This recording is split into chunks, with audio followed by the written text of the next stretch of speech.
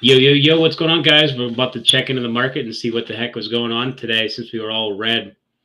I pull up some charting here, get this in the right spot so I'm not blocked here. Give me 1 second. Let me fire up our space call here. All right, so what I'm seeing today that was going on that a lot of people probably weren't looking at was what was actually causing the market to go down. um, First, we're going to get into the fact that what happened today was probably not normal. Just because of the fact that we were going into a gold cross on a double bounce. Typically, you don't get 3 bounces on a 2 hour. So obviously something weird was going on there.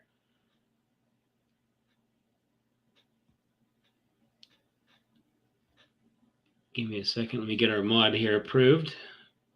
Ms. Harris, you should have full controls. Yeah, Spence. Welcome, Spence.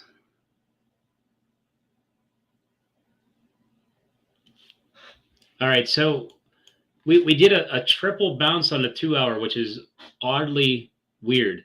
So typically you'll do up to like 2 bounces on the 2 hour, and this time we bounced down 3 times.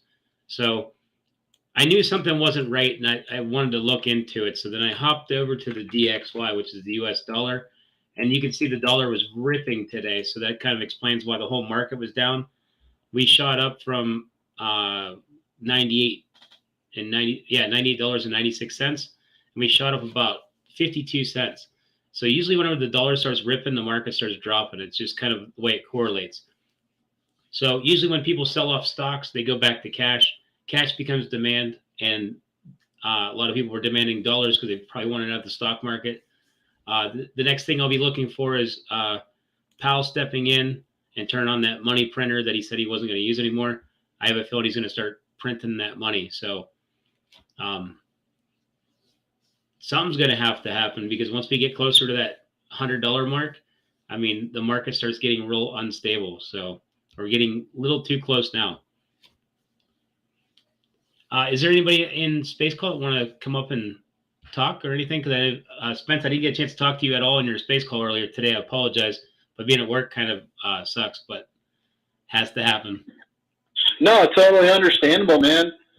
Yeah, I absolutely agree with you on what you said about the dollar and people cashing out. I said earlier today I thought somebody liquidated really, really hard today, which shows in the market. But I am enjoying that HYMC.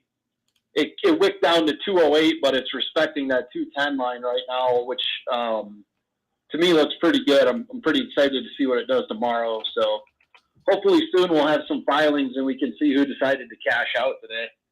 Yeah, there should have been a gold cross today. If it wasn't for the dollar gaining strength, I think you would have probably started ripping. So it's just unfortunate. It doesn't mean that we're reversing trend. That just means for the day that we're down. Tomorrow, the printer could get turned on, or anything could happen, bring the dollar back down. And when that happens, you'll see it spike. So that's what I'm thinking is happening. We're just having a bad day of the week. But I kind of called today to be the bear trap, going into a bull trap for Wednesday, Thursday. So we got kind of an inverted week. So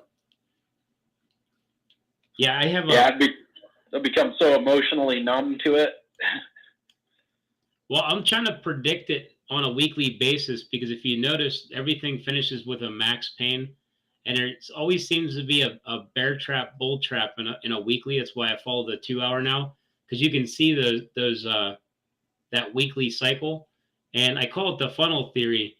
Is like whatever it does on Monday, you just bet the opposite on Tuesday, ride it up for like Wednesday, Thursday, so you can get that counter punch in there, and then let max pain do its thing. And it's so hard to predict what Monday's going to bring, especially when you get dollar acting kind of strong, actually.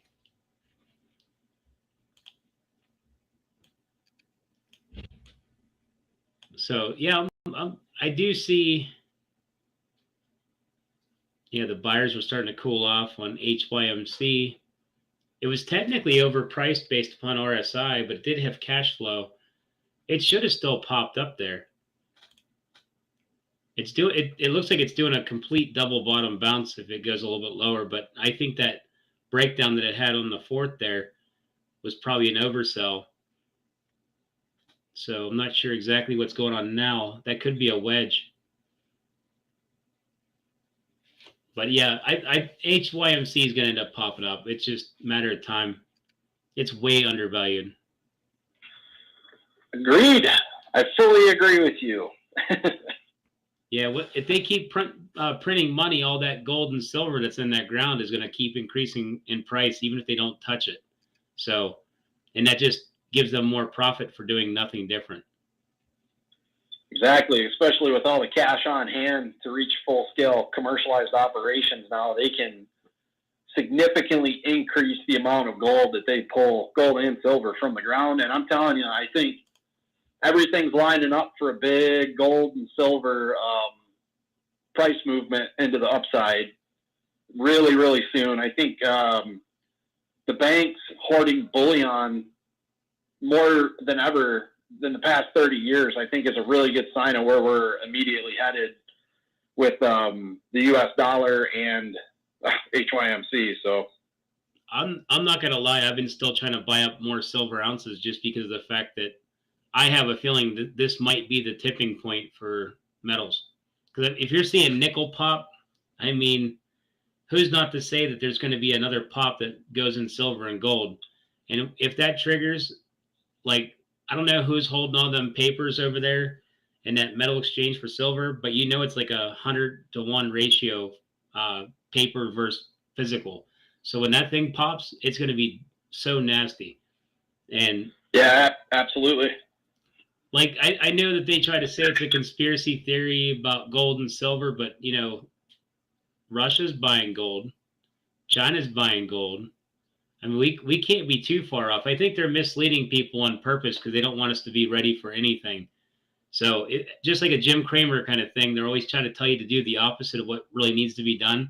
And that's why all the silver stackers are brilliant, because I think in the long run, silver is probably going to be the best percentage return out of the metals. Exactly. That's why I was telling people when they're screaming gold-backed crypto, which is a good idea. I'm not smashing it. But one, a silver-backed crypto, just because the name is cool. But two, because if AMC decided to back a crypto with silver right now, the gains on the value in that with silver price action is going to be way better than gold. And there's twice as much of it in the ground in a high-crop mine. Silver, from a lot of reads I've done on investing platforms with, hardcore gold and silver guys, they say silver is fundamentally undervalued and has been for a long time. Yeah. They're talking $40 price targets minimum. So I totally back the silver thing. Well, that's exactly my target that I'm looking at, is $45 minimum without a squeeze. Now, with the squeeze, I mean, let's not talk those numbers because it's probably real ridiculous. But now, you've been doing some homework on silver. What do you know about J.P. Morgan? I've heard rumors that he holds like a huge pile of silver, and I've seen some numbers that it's kind of hard to believe how much he actually owns. What's your take on that? I do know they have a lot of gold. I haven't seen anything. It wouldn't surprise me.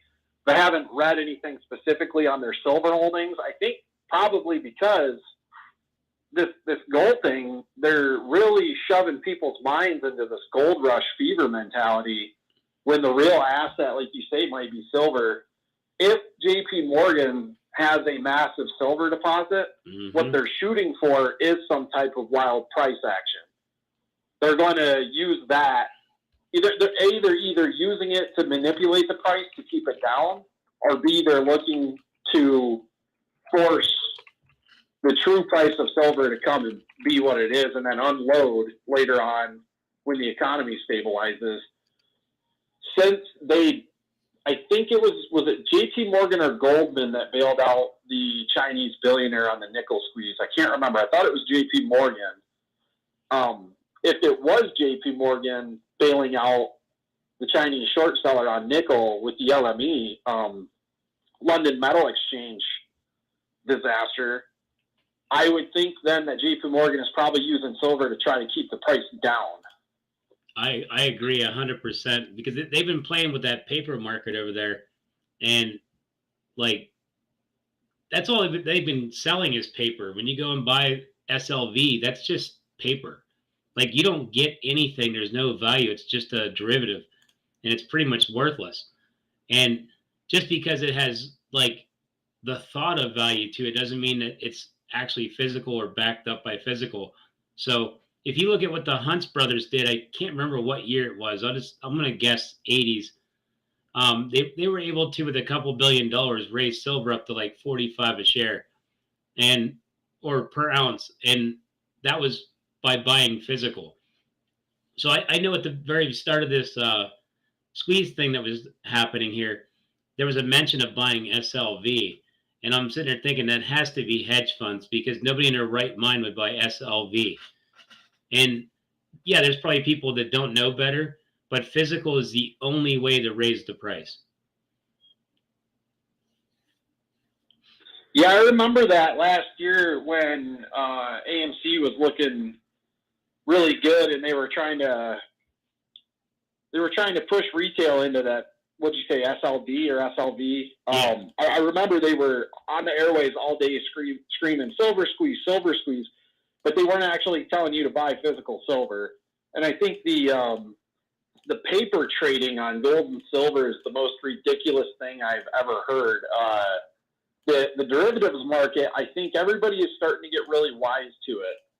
I think there's so much money wrapped up in retail investing now that the hedges and the banks can't keep up because we didn't put our money where they wanted us to. And that was the initial plan with the launch of the Robinhood app, was to take all the stimulus money from the people who had grabbed it, get a bunch of retail investors in and cash out.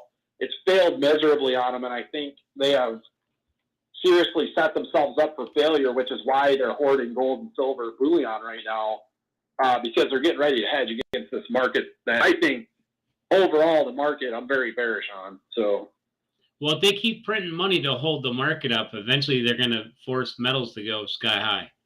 And I'm surprised they haven't started ripping as it is. But you think about it, if they can sell paper certificates or whatever for silver and gold and stuff like that, who's not to say they're doing that weird stuff with the stock market the same exact way? Well, here's something interesting. I have in my hand, I've always kept it. It's a 1957 Series A silver note, right? Mm-hmm. US dollar silver note. Now, they took us off of the precious metals, the gold standard, only to put us back on it in a way through the market with the paper trading, with the derivatives. Yep. I don't understand where they thought that was going to be a good idea to sell paper that they say is backed by a physical asset, when in reality it's probably not. I think there's a multi-trillion-dollar hole. When I say multi, I mean over $10 trillion hole in the derivatives market right now that they're looking to figure out how to fill. But what's going to happen in reality is a lot of banks are going to take a massively huge hit and have to liquidate everything they own. When I say insolvency, I mean way worse than 2008. You're going to see some really big banks eat a lot of crow here pretty soon. With as much money as they've printed, I agree with you on that. With as much money as they've printed, the price of gold and silver should be up way higher than it is right now. I don't understand besides the paper trading and the COMEX, I don't understand what's keeping the price of gold and silver down as much as it is. No, I got silver certificates too, the same paper notes that you're talking about. And do you remember how much silver you actually get with one of them notes? I don't remember. The last time I even checked, maybe it says on it. Hold on. It says $1 in silver. But I know a dollar back in 2009, $1 silver certificate from the Treasury was worth about $1.75. So. Oh, they actually gave you an amount of silver that you actually owned?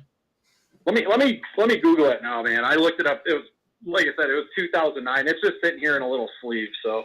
Well, what I was going to say was they tell you that note is is redeemable for $1 in silver. Now, if you look at it in this aspect, the reason why that's a flawed concept, either which way you look at it, is we'll say gold is trading at 2,000 an ounce. So they go and print off $2,000 to go give them out and borrow against that, or like back it. So you're thinking you get $1 worth of gold. Well, when that gold goes up to $3,000, how much value increase does your dollar change? None. So they get to print off another $1,000 worth of dollars and back it by gold. Do you see where the problem comes in there? Yeah, you know what I am looking at that's pretty curious though is these, according to different eBay and Etsy's and whatnot, this silver dollar ranges anywhere from $20 to, well, they've got it up for sale for $270, $1,500, $1,600. Yeah, pretty interesting. It's got a collector's value to it, and that's why it's higher. But if you look at what Russia's done, I'm not going to like be a proud supporter of Russia because, you know, next thing you know, the Fed will be knocking on my door or something. But they're actually giving you a amount of gold backing that dollar. So when gold goes up, you still hold an increment of gold. So that makes a big difference. So we'll say $100 bills backed by, you know, like 1/20 of an ounce. So when the price goes up, so does your dollar or your bill. And that's the way it should have been all along. But for some reason, you get $1 worth of gold. When it goes up, you gain no value. So again, it was a flawed system to begin with. But the only reason why they took it off there was because it was being used. People were cashing in those dollars to collect gold, and they didn't want to give it up. So they detached it because trade was based upon gold and silver trading from country to country. And they didn't want people to come over, get dollars, and turn around and export the gold back out of here. So they just detached it. So the money was always worthless to begin with. Did you notice that Diane Garrett in her last posting with mentioning Adam Aaron was that she did in parentheses and silver too with a wink? I think they know that silver is about to be the major player. And interestingly enough, Hycroft has one of the largest silver mines in the world. I think people were so gold fever pushed that they didn't realize in the preliminary release, they said that they had that near surface deposit was like 89 grams per ton in the silver range, which is really high. So hopefully you're right, man. I totally agree with you on the silver thing. I'm praying for it, and I hope Adam Aaron decides to do a silverback crypto, so we can see that crypto gain in value based on the potential gains on silver going to a higher price. So totally agree with it. Yeah, I seem to pay attention to like everything because I keep thinking there's money to be found everywhere. Like I'm even buying dinars because I'm waiting for them to go and reset that currency so then you can get money out of it. And then I got like 20,000 dinar in my safe from my deployment. Yeah, I got a couple $1 million just because like if they reset it, I mean if they don't reset it, it was worth it, you know. Because you can like 90x return on that stuff if they reset it. So it's like a lotto ticket. Oh yeah, if Iraq ever stands up again, which they very much well could in the next 20 years. I mean, if they really decide to enforce their own government and go through an industrial boom and really start processing the oil for themselves, they could end up being like a new Saudi Arabia. Like when we were over there, the oil rigs were just burning day and night. I mean, like massive amounts of fuel just being burned off. So I hope one day that country stands up and they get to manage themselves properly. It actually could be a really phenomenal place. I agree. Used to be a very, very good vacation spot for the super elite back in the 20s. So.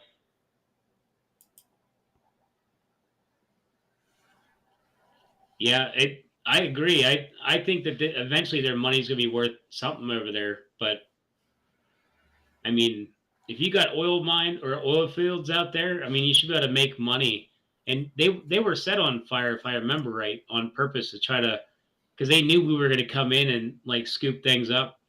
So that was what they were doing, was they were filling up vehicles with, like, supposedly filling them up with like gas and just letting them run just so they can burn it off. So when we came in, I don't know how much of that I believe, because the media, I mean, you can't trust anything they say anyways. I mean, supposedly there's weapons of mass destruction out there. Yeah, I didn't see any. Not while I was there, anyways. But who knows? I know there's a lot of chemical weapons being developed. I was on a base where the chemical Ali dude operated, so that was kind of sketchy, which I'm probably not right from living there as it is.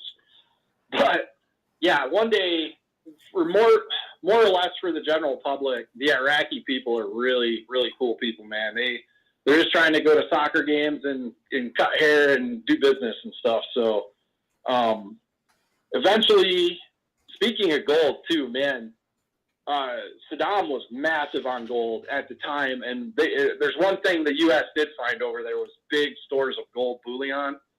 The dude had his palace like lined with the stuff. So interesting how gold and silver and precious metals are starting to make it back on the scene. You know, after Desert Storm and Operation Iraqi Freedom, this big push for precious metals is really, really kicking back up. And Afghanistan too. Afghanistan has a massive, massive precious metals deposits in their country, like more than most other countries would even think of having. Yeah, I'm excited about the silver thing just because of the fact that, you know, it only takes one mistake, one domino to fall. And if we could see like one after the next, I mean, whoever's been hoarding it, which, I mean, I got some. So I'm kind of waiting for it to pop off. And then you got this play, and then I got other plays, and it's like, you know, one of them has to hit. You know what I mean? Like I can't be wrong on all of them.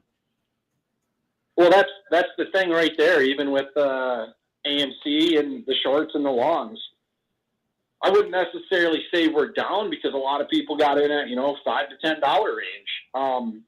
But it seems to be like this really bad tug of war between predatory shorts and retail longs, which to me, I'm sitting here watching the shorts, their Amazon, or not Amazon now, but their Facebooks and their Twitters and their Snaps and all these companies they're long on go down, and their short play's not really moving anymore. So I'm really curious how much they're actually manipulating the market right now that is bleeding into the precious metals staying low. Because say the dollar goes up and the stocks go down, and people rush towards precious metals because of volatility in the markets and uncertainty, you can't really expect AMC and GME to go down any further when they've already shorted the living crap out of it. So what does that do for the overall market and the indexes if the market does crash? That just blows the banks and the shorts out of the water who have been sitting here pressuring these stocks for 2 years now. I got something for you to look into, Spence, because I know you like data. Look at Netflix on how many customers it actually has versus its market cap. And then you look at AMC and realize they got 9 million customers on their AMC On Demand, and realize that the ratio is basically 1-for-1. If you have 9 million subscribers, you should have $9 billion market cap in theory, and we're not getting any value from AMC On Demand.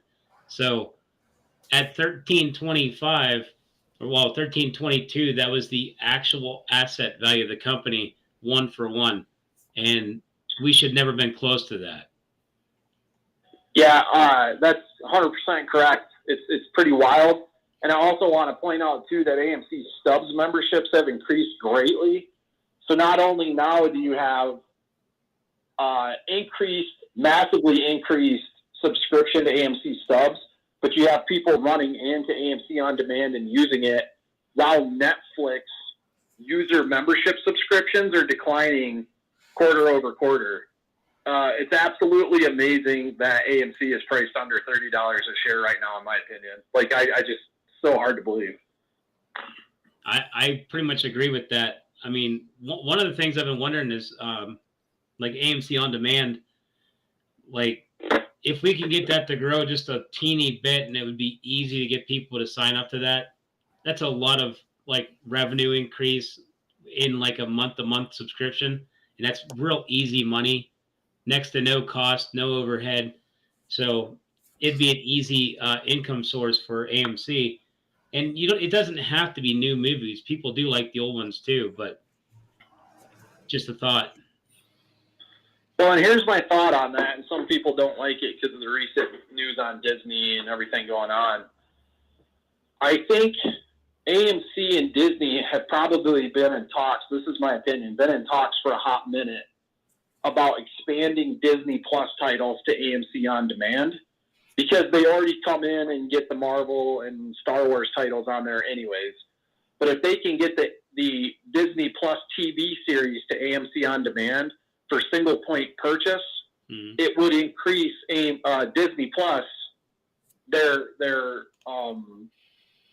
profits, because a lot of people don't want to pay $65, $70 a year or whatever it is for Disney Plus. If Disney can make $20 off of selling just The Mandalorian Season 1 through AMC On Demand, then they make a lot of money and AMC just takes a cut of it. I think that's probably, in my tinfoil hat theory mind, why you saw Adam Aaron take a picture at the Golden Globes with the Disney production manager on the red carpet. I really think something's coming. Because if you go to AMC Stubs, you can actually see that they promote the Disney credit card on AMC Stubs already. They've been doing it for over 6 months. So we'll see what happens. I really think some new content's coming to AMC On Demand. Yeah, a good business partnership of some sort is a good way to make money. And it's good for both. Like if they're promoting each other and working with each other, I think it's a win-win for both. So I don't know, I'm pretty sure Adam has some tricks up his sleeve that he's probably not talking about. He's been doing a lot of stuff and not getting as much credit as he should for the stuff that he's been doing. But I think I think people are just getting frustrated because the squeeze hasn't came, but the company's getting so strong. Like just over time, the more and more it goes, the more good things that keep coming. And what was the one thing I heard earlier today? Popcorn. You were talking about popcorn fields, stuff like that. I didn't even know that they own popcorn fields. So once I was reading on the site and I found out, and I was like, oh, they make their own popcorn. That's amazing. So they already have the product. All they got to do is package it. So that's another win-win. And last I knew, it was a high profit item. But when you sell it in a store, of course, they're going to lower it down to compete. But yeah, it's already there, ready to go. Yeah, I would say specifically just in retail stores, just due to AMC branding, name brand, you could probably sell 50 cents over the competition and still make good money. But the gross profit margins on retail popcorn are outstanding. I think AMC pulls like 85% profit margin to begin with on popcorn in theater. So that too, on that, and the last thing I had about the Disney thing, if AMC and Disney did make some kind of deal with the Disney Plus productions and whatnot, they could also attempt, and this is something I've wanted for years, attempt to have those series played in special 30-minute lots in theater studios. So say like when Game of Thrones came out, I would have paid $5 a night to go see the new Game of Thrones episode in theater. I would have went out, had a beer, and sat down and watched the new episode. So hopefully they're considering something like that too. Yeah. I mean, I was actually pretty impressed that he added UFC fights in there. I mean, that to me was a win. I mean, I don't know. Next thing he has to do is add in beer, and he'd probably have it all set. Yeah, and it's all about identifying locations that are going to be acceptable for promoting those types of content. Like inner city Chicago AMC theater, I would totally play a UFC fight in there. Or like the more popular high density regions. I wouldn't necessarily play an AMC. lost my wording here. MMA fight. I probably wouldn't play an MMA fight out here at my Albuquerque theater because it's too dislocated and it's just not the right crowd. So hopefully whoever they have as the director of content and marketing is really looking at that and identifying where they should put that content per user base. Yeah, I think we're moving along pretty good. I kind of want to see him pick up a couple more distressed properties and put a couple bucks down, turn them around, just because of the fact that, like, this mine looks like it's going to possibly squeeze down the road. And if that happens, I mean, it's just another big thing for AMC in the long run. So. Absolutely. I personally, this is just my personal opinion, not financial advice. I think HYMC is probably going to be the first stock to actually squeeze. The way it looks right now to me, I've got a lot of June feels, like AMC June feels, and I'm also really loving the chart. I'm loving the FTDs going through the roof. The options chains all primed up for the 14th. And if precious metals decides to take a pop anytime in the next rest of the year, you're going to see some good price movement. So, well, just think if Highcroft ended up squeezing and it caused AMC to squeeze, technically Adam didn't do it. Right, exactly. And the deal is with Highcroft is now with a 38% or 35.8% stake in it. AMC now has another $30 to $40 million of assets on their books. If this thing pops, I had a theory this morning. I was looking at numbers. If this thing pops and goes anywhere near $70 was, like AMC did on whatever you want to call that, if it was Gamma or whatever, AMC could clear $2 billion saying, hey, it's time for us to sell some stake, blah, blah, blah. We're going to cash out and then buy back in on the dip. They could raise a lot of money to take care of most of the debt that's restricting them from the dividend, which, who knows? Hopefully we see some kind of dividend offering from HYMC, because Diane Garrett said in the interview she is a fan of dividends. So if HYMC has to issue a dividend to AMC and then AMC turns around and says, we want to reissue this to our AMC shareholders, that could be a mechanism for recalling shares. So I would love to see it. Hopefully you're right. Yeah, it's pretty neat how he's lining it up. And it would be so cool if he went and 25 million here, 25 million there, got like 10 or so of these little companies that are going to start popping off. I think it would be amazing. And the thing is you look at his area of expertise where he came from, like he understands business. Like, so now that he's actually got money to go and, like, he was a partner at Apollo. Can you imagine now he's sitting back doing what he used to do, but he's doing it on a different, like now he's just managing the business from a distance. I mean, he's just making profits left and right doing that stuff. And it's proven that his experience pays off here. Yeah, absolutely. I think the industry, especially like Fox Business and whatnot, they're just trying to discredit him, to discredit our movement. They're trying to make Adam Aaron look like he's just some dude that's never done anything in his life. And on that, them attacking us, they're like, oh, it's some kid in his mom's basement. I have more degrees than Gasparino has, so I don't know what he's talking about. That dude and his credibility have absolutely went down the drain. I don't even watch Fox Business anymore because of his behavior. So I would say to everybody, don't fall for the FUD, the who's qualified and who isn't qualified FUD from the MSM channels when they're talking about Adam Aaron in our community. Well, for the way I look at it is you probably have more people that like you and want to listen to you than he does. So he's probably jealous. Oh, yeah. I've got my post about him being a turd. Excuse my language. I get more engagement than he does in his main post. And then, like, if you see other people posting on his post, they'll quadruple the engagement that he got on his main. He's outdated because of his bad karma, man. He's just bad karma. He's bad energy. And this movement is way stronger than he thinks. More or less, he probably knows he's wrong. He's just on the other side of the play. So Yeah, it sounds like he is a short, or he's being paid to speak. No pun intended. Get it? No Yeah, pun I get intended. it. I get it. I get it. He's short. Oh yeah, I got it. I caught it. I caught it. Dry but good.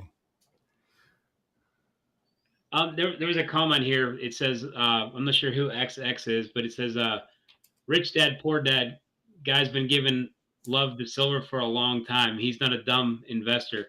That 100% fact. If he's been calling silver out for a long time, and he does seem like he's pretty smart. And that is actually one of the guys that I was following, was that rich dad, poor dad guy. So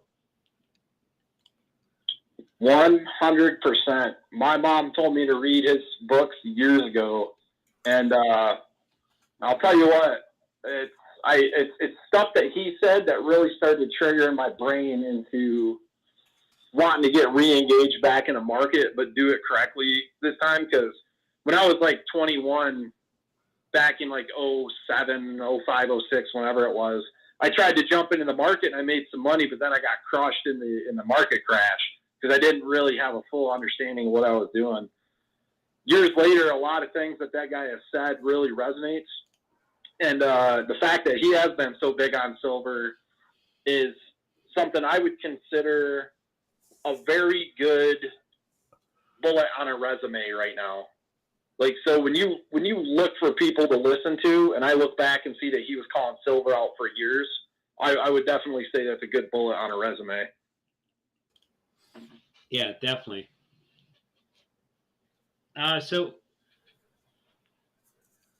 Christina, or is it Kristen or is it Christina? Like, I see it spelled Christian, I think, but it says, what happened to AMC today? I think the dollar's strength drove the whole market down. So I mean, like I said, I think it's going to end up popping back tomorrow or Thursday. I was kind of figuring we get a late run today. We didn't get nothing.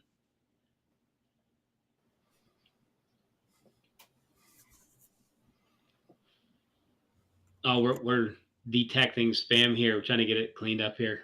Give me a second here. I noticed that too. Whose channel is that on? Is that on Mediocres?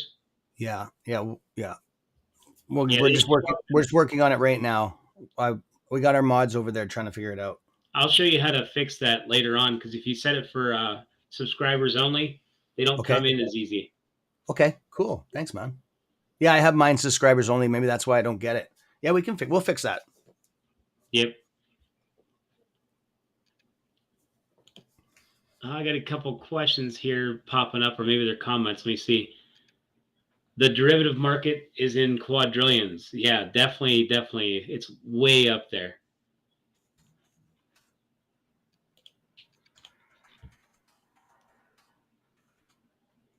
Beverly says retail has been buying silver like crazy for the last year. Price is still suppressed. Yeah, it's because they keep putting paper in there and people keep buying it. So that's what's happening to it.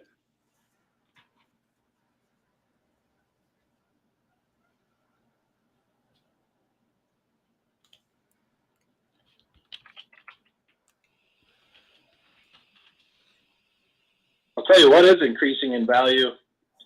This chicken I bought that I just made into chicken tacos for Taco Tuesday, baby. Yeah, that sounds good. Now, Lou did mention like $800 chicken. With the way they're printing off money, if we do get a market squeeze the way we're looking at, I could see prices going up on everything due to like the excessive cash flow that would return to the retail. So, what's your thoughts on that?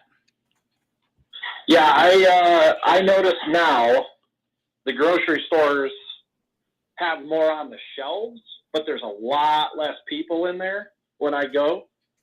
People are being much more cautious about what they buy since the price of groceries and whatnot. I mean, milk looks like, at my store here, milk's like $4 a gallon now. It's pretty ridiculous.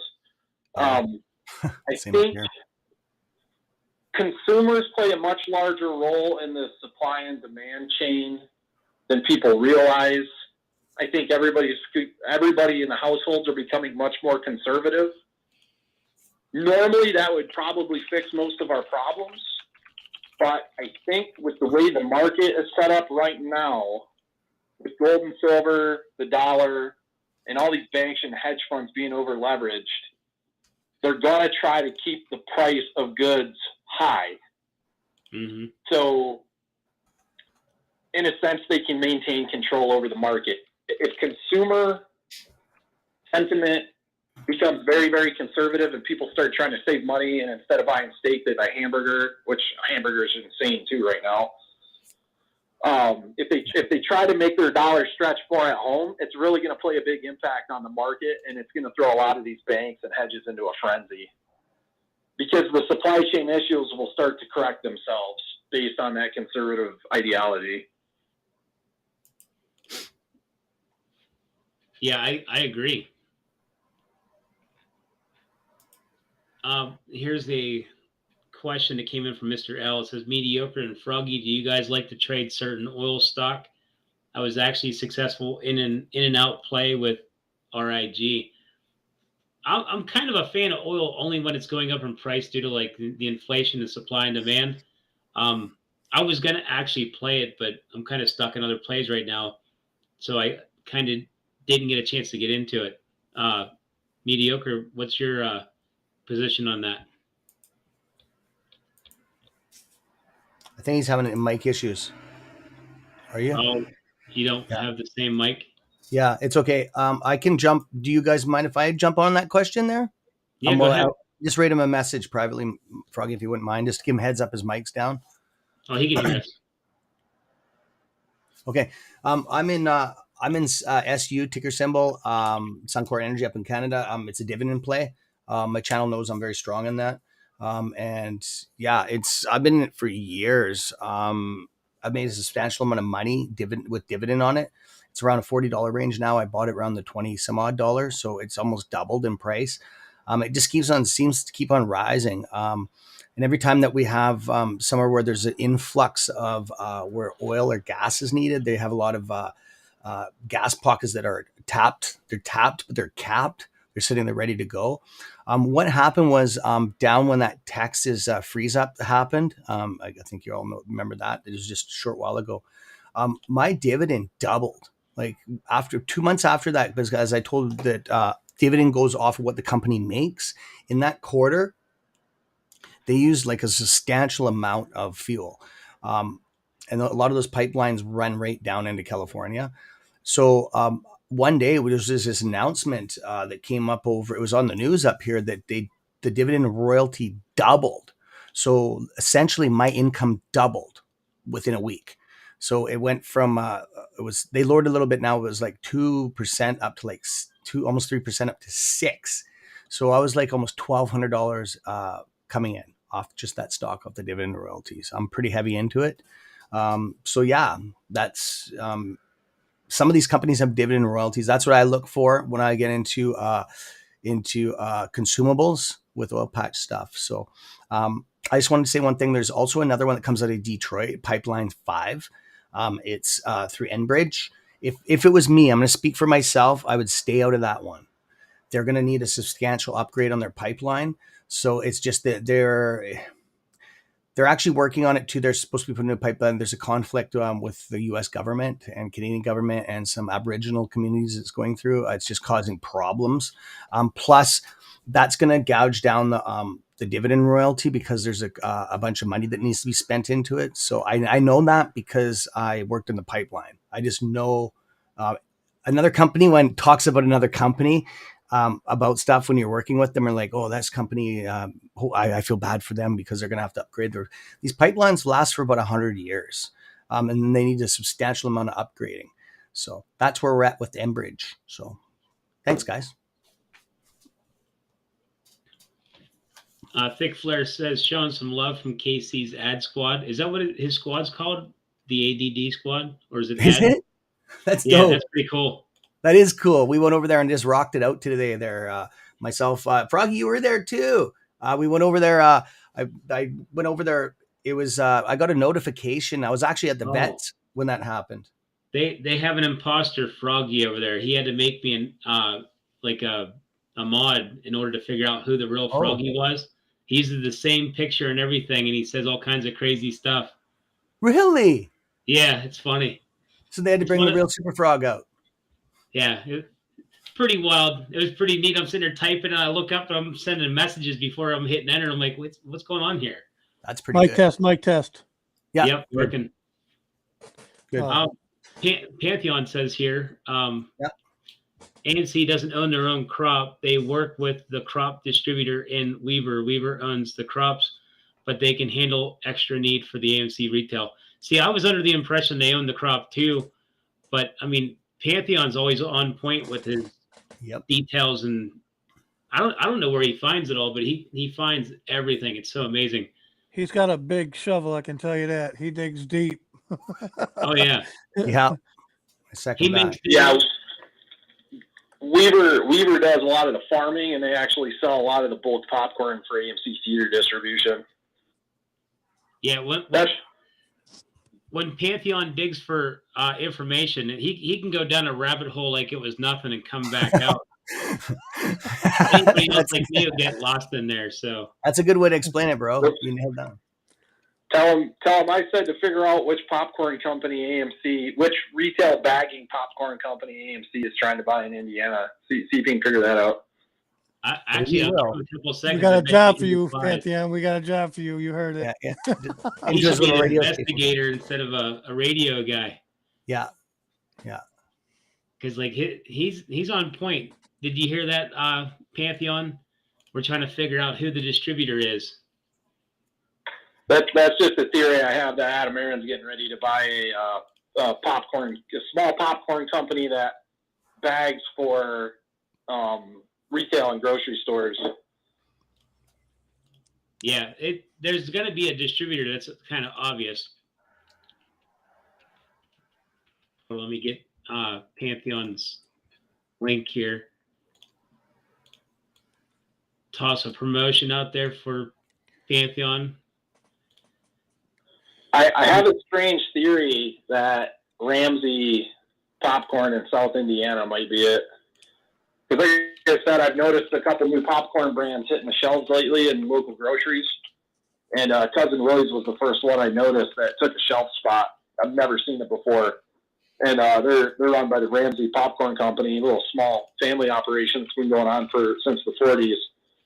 So if AMC did decide to swoop in and say, hey, we want to buy you guys out, I would assume Ellen Kopakin has been working with them to get their Cousin Willie's popcorn on more shelves recently so that when AMC rebrands, they've already got the shelving for it. Sounds about right. We should try to get Pantheon on here if he's actually got time. No, here he is right here again. Busy. Who let the Diaz guy out? Oh, he's bugging Diaz out because he's on his channel lots. Yeah, just contact him there, my friend. He's pretty busy though. He does his radio station at night, which is a success. Wow. I knew it was going to take off. I already knew. I listened to it. I listen to it every night. That's when I'm doing my homework, right? For the next channel of the day. I thought he was on in the morning because when I go to work, I was hearing him in the morning. So I listened to him then. That's how long he is on, man. Sometimes he's on from like late at night, like for like 5 hours, man. The guy's man, he keeps me up at night. I love it. He's tapped into something. He's on when we've got the whole time zone, the whole world covered now. Start in the morning, Pantheon's on at night. We're during the day. It just keeps like you can listen to stock news and stuff all day long. It's a beautiful thing. Yeah, sometimes I fall asleep to the soothing sounds of Pantheon's voice. Right on. What a beautiful thing. Someone said Weaver is the largest distributor of popcorn. Is that true or false? Would you know that one, Spence? Yeah, it's definitely in the top 5 in America. It's very, very large. I don't have an answer for that, so I'm going to take his word for it. Yeah, I didn't look into it deep enough. A lot of this you can actually find right on the AMC Perfectly Popcorn website. They got a lot of these details on there. You should take a look. Oh, look at this. Pantheon, this is how serious he gets about Yeah. facts. He called Weaver himself. So he don't play games when he gets No. PD. Nope. He definitely made it even playing fields, definitely for us with the DD for sure. He just said Weaver is the world's largest distributor. There you go. Said by the man. I would say that's probably 100% correct. Yeah, Let me I would. look it up. Yeah, I haven't found him to be wrong on anything yet. So Okay, I have a question from not your average eight. He said, "Is synthetic the same as fake, not real, or counterfeit? Isn't that illegal? You guys' opinion, please." you guys want to take that one? I heard it, but I didn't understand the question. Can you repeat it? You want to Same here. repeat it? Same here. Yes. Not your average eight said, "Is synthetic the same as fake, not real, and counterfeit? Isn't that illegal? Your opinion, please." Go ahead, Matt. Let me go ahead. Oh, Mediocre, want me to go first? or I can. It's I would easy. say 100%. Yeah. It's illegal. I mean, if we did something like that, believe me, the SEC would be all over us. So, I mean, it's not illegal because they have the right to create shares. Brokers have they have to get you the shares. Okay, so if you want to buy it, they have to get it. But I think the system is flawed 100%. So is it illegal right now? No. Should it be illegal? 100%. That's my answer to that question. And yeah, they're the counterfeit ones. They're not registered. It's the same as money, counterfeit money, right? They will be taken off the market as soon as they get over to where they're going and be counted. They're ghosted. They're not registered. So it's the same thing as illegal money. Same thing. Oh, there you I go. think that's where your failure to deliver likes to come in. That's what I was too. That's what I wanted to bring up because that's what I was talking about. Like they're able to create failures to delivers. Those are failures to delivers are legal, right? They're able to do that to get you the shares, but what they're doing behind the scenes to create the illegal ones, I think is illegal. And just to clear that up, sorry to cut you off. I didn't mean to do that. Yeah, they have loopholes to make things seem more legal than they actually are. Like, for instance, like an FTD, in my opinion, I count it as being kind of like a short. They still have to cover those. Same thing with like naked shorts, synthetics, the IOU things. I think it's all the same exact thing, but that's how they keep that short interest down by changing what it's called. So if you get bills in the mail and all of a sudden you get a credit card and then you owe a couple people some IOUs, it's all debt. So it doesn't matter how you look at it, but that's how they weasel down the short interest is by renaming what it's called. So when you change it from short interest to a naked short or an FTD or whatever, it gets that percentage off the books. And that's how they kind of do that little bait and switch kind of thing where like everybody's looking at that 20% saying, well, it's only 20% short. They never covered anything back when it was 66%. So where did the numbers go? They just kind of sprinkle them across the market in a different form of like something that has to be bought back later. So in my opinion, I think we're way over 100%, but as long as they can kind of spread out these future buy orders in different categories, you never know what we're sitting on, but hopefully in the end it all comes out.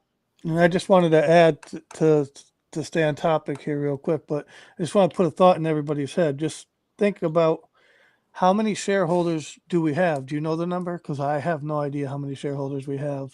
4 to 4.5 million. Yeah. Minimum. On paper, right? We don't really have the most accurate number. They haven't given it to us, but if you counted everybody's shares, right?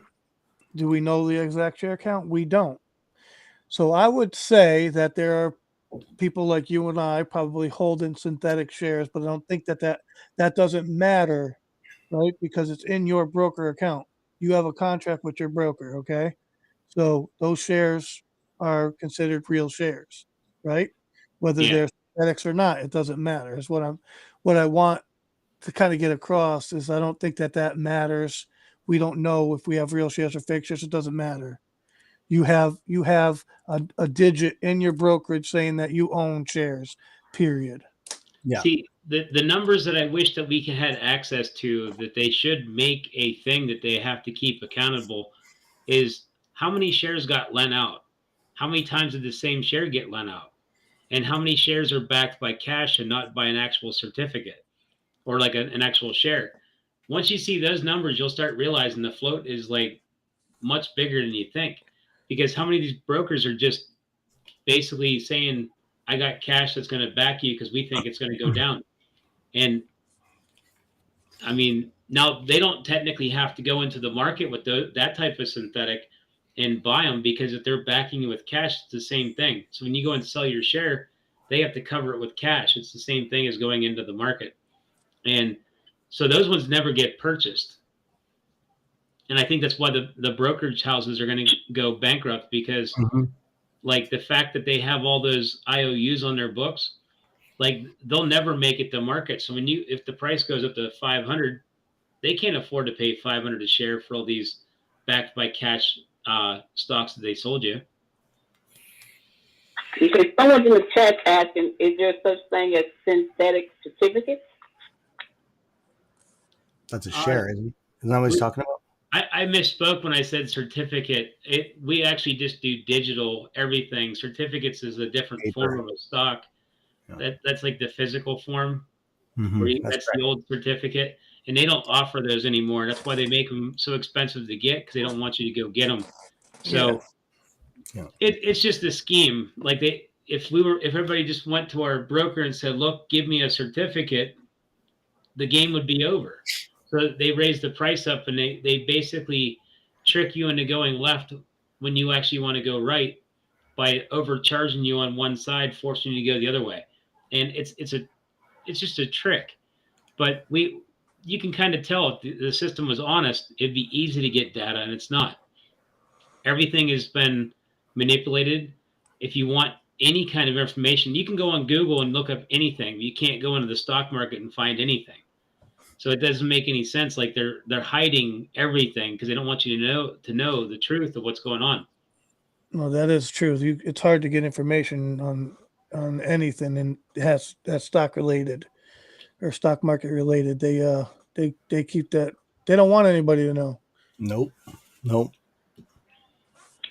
Okay, I have one. This is from, I see the one is in here. This is from the Apple Eyes. Can someone explain monopoly, lobbying, and casino? Who's monopoly, who's lobbying, and who's the casino? You guys want to cover that one?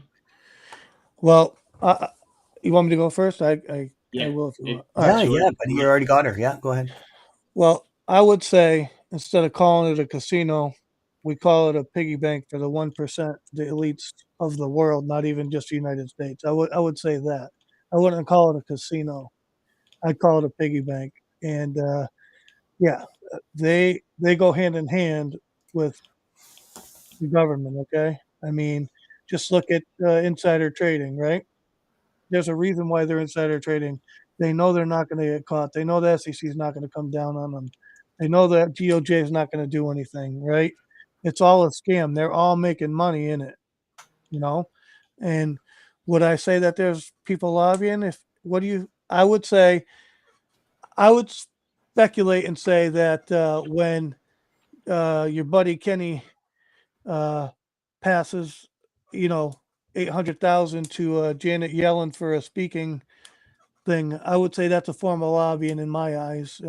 They may not think so, but I do. I think it's collusion, but that's just my opinions, and I'll just leave it at that.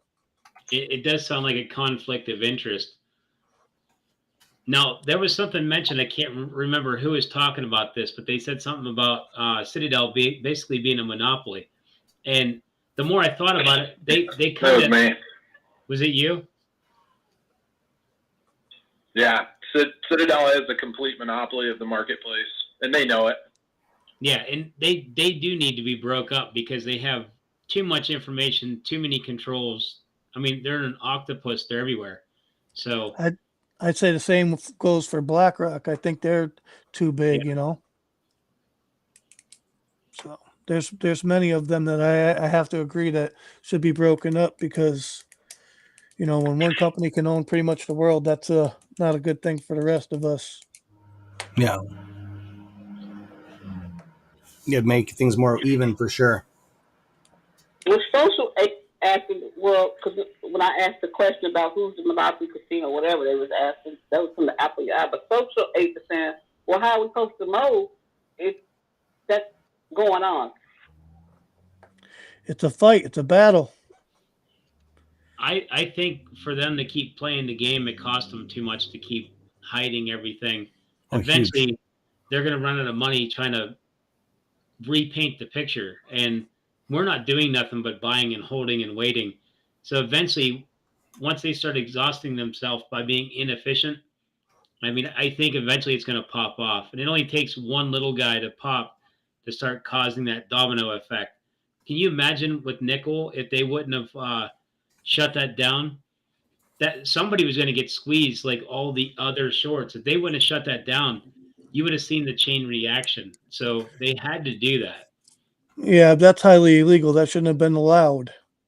Right? That's exactly what I'm talking about when I say that, you know, they're going to protect their money. They're going to protect their interest, period. The rich are going to protect the rich and they don't give a shit about us. Yeah. You It's the know, 1%ers. that's pretty much what happened over there, right? They didn't let it squeeze. They stopped it to protect hedge funds. Yeah, that's exactly what it was. I didn't know that they actually pulled the price back down, like readjusted the price. That's just mind blowing. That what I thought was a free and fair market turned out to be nothing but a rigged game. And there's still money to be made in it. It's just, they're not going to let you get the big plays. Yeah, our problem I is think we need to get the on that, normal. what We you're need to going to get see, it's going to be like 2008. It's going to be one of the big funds, one of the big banks. Someone's going to be the first out the door to cash out of this absolute dumpster fire. Everybody's playing the same game. Everybody's drinking the same Kool-Aid. Everybody's massively over leveraged. They're stopping markets to prevent squeeze plays from, like Froggy said, tipping the dominoes over. You're going to see one or two funds get out of the market all at once. They're going to leave their plays. They're going to cannibalize all the other funds, all the other banks that are trying to play the same game they are. And it will indeed, in fact, cause a 2008 crash scenario, which I think is coming pretty soon. All it takes is Citadel going, we're not playing the game anymore, we're closing all our positions, and still be the market maker and come and make the money on the backside. So we'll see what happens pretty soon here. I think Froggy's right. I think they've already flipped what they call short interest to FTDs to whatever. They keep pushing the money around. They keep pushing all the synthetics around. I think it's coming to a head here pretty soon, which we're seeing in our everyday economy with the price of gas and milk and everything. exactly. So hopefully soon. And I just want to say it's up to us, all of us. You know, even the chat, it's up to all of us to get the word out, you know, because there's normal people who don't even know what the hell's going on. They're just paying into their 401k like nothing's going on, right? And then that's pretty much it, right? So if they did so help us try to screw us over, we got more backing from normal people. But that's, I think, what's going to happen when the economy crashes. Well, KJW says, I'm going to read it to you guys to see what you guys think. KJW says, would it be safe to say more corruption has been outed in the market? Oh, what happened? My God, what happened? Can you see that, Froggy? No, not yet. I'm still pretty far back. Oh, gosh. Hold on. I think I know what she was about to say. I would say more corruption has been exposed in the market thanks to the retail investor movement, for sure. And I think we've probably only uncovered 20% more than we knew about to begin with. I think we're getting ready to see some really, really amazing fireworks here pretty soon with stuff that's about to be uncovered. I agree. Here's a comment from Beverly. It says, rainbow currency, a backed physical metals.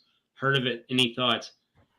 Actually, no, I haven't heard of the rainbow currency. I thought that's what we kind of got. Because if you notice, it's like we got like a blue dollar, green dollar, yellow, pink.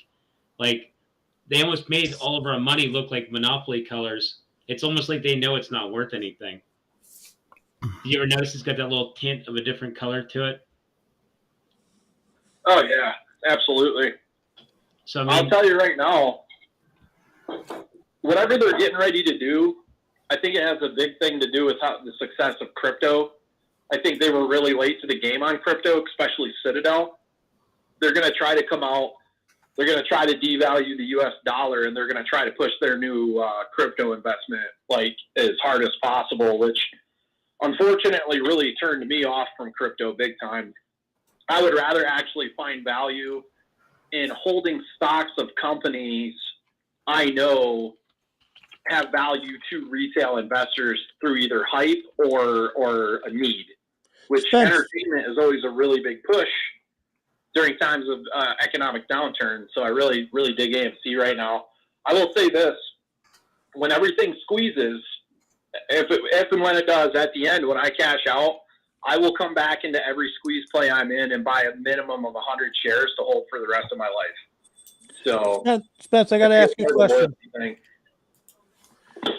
Do you think, Spence, do you think that that's what's going on now? That they're trying to kill the dollar? I do. I think that's exactly what they're trying to do. I think they're trying to bring in the CBDC right now, you know? There's too many dollar bills printed. Right. What do you do when you have an uncontrollable debt with massive and massive amounts of dollar bills?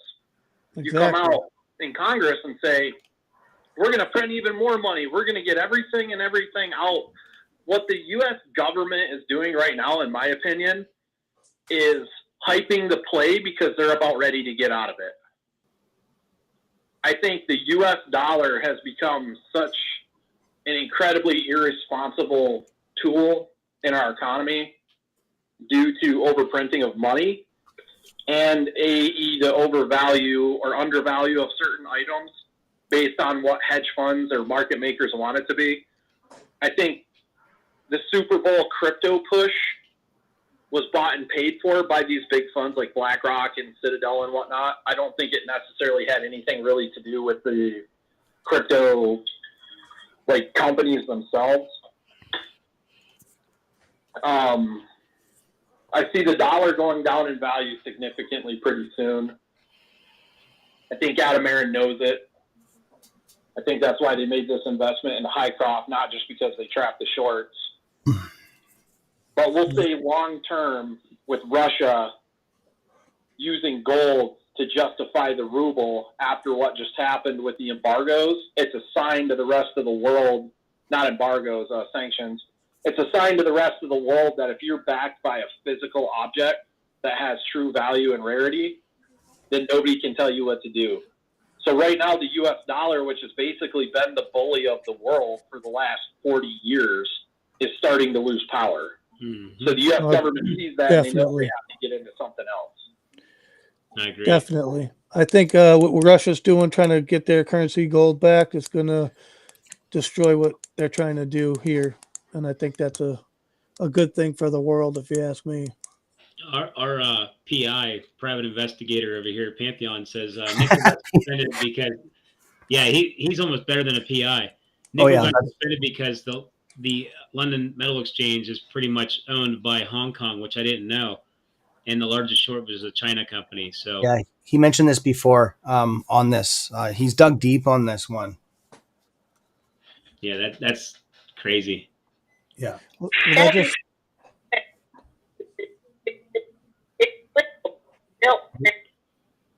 on. Someone's cutting out there. Is that you, Miss Harris? Yes, I think. Is it legal to melt down currency and resale? Highly illegal. It's No. defacing the government. Yeah, you can't do that. Can it's highly illegal. I answered that question on the board here. It's defacing the government. It's jail time if you get caught. Yep. Yeah, you're definitely not allowed to do it. And even if some of the currency that people would consider meltdown, say they have like silver coins, like U.S. silver coins, some of them aren't even, not even 70% silver. Like the amount of energy and time it takes to even do that isn't really worth it. This Like you're guy's better smart. off just trying to, if you have legitimate silver coins, like say from 1867, which I have one, you're better off just going out into the market and selling it as it is. Yes, Yep. you nailed that, brother. It's called impurities. It actually can when you melt it down, it can actually distort it into like junk. Totally. Yep. Exactly. Are you going through questions on Twitter, or can we answer off the board, Froggy? I don't know what style I'm you're about to going. pop another one up here. Pantheon came back with another one. Okay, because there's a. Go He ahead. said that I dialed it. He talked about some number he called for Weeble. Says I dialed it in person. On the other end, they asked me what I was wearing, and then hung up. Sounds like you might have dialed the wrong number. That's awesome. Right on. We need some humor in here. That's beautiful. I got a dividend one here. It's from Onsite. Pendulum Pipeline dividend is 5.29%. Is that a good play? CS Trades. There's a system that I go through. That royalty's good, the level. I've looked into that one before. There's a system that I use. I do a pullback and then I go look at their financials for the year. There's a system that I use. I have up on my channel. It's probably the 5th video down. It's on dividend plays and it gives you the system that I use. I use that same system all the time.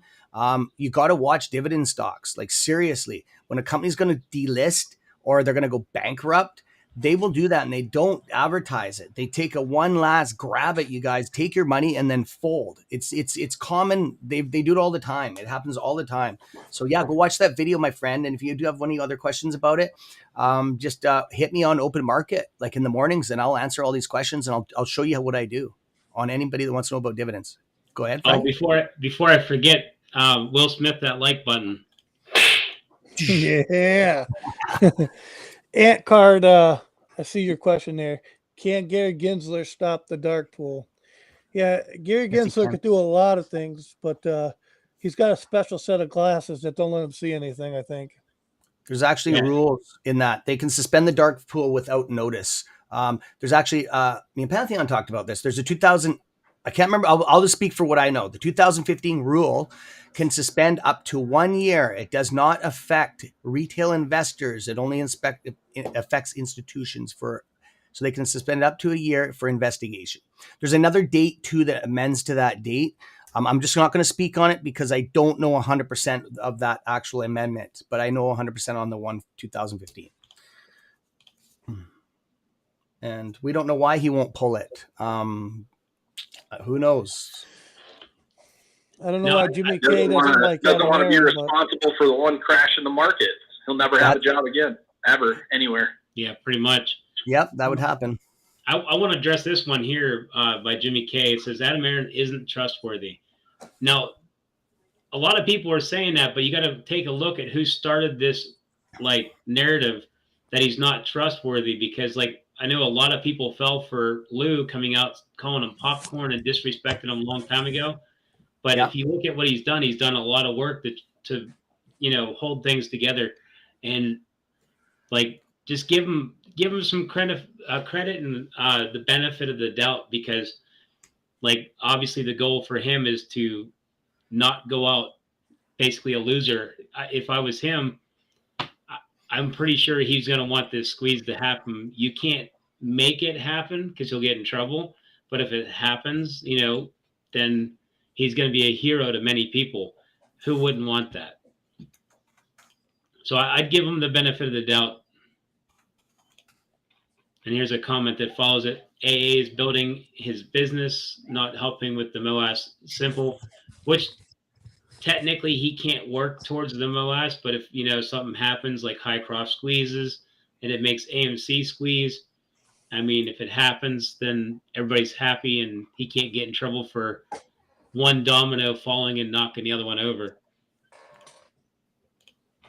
Okay, here's one. They asking, does the reverse repo, how does it connect with the market and the market manipulation?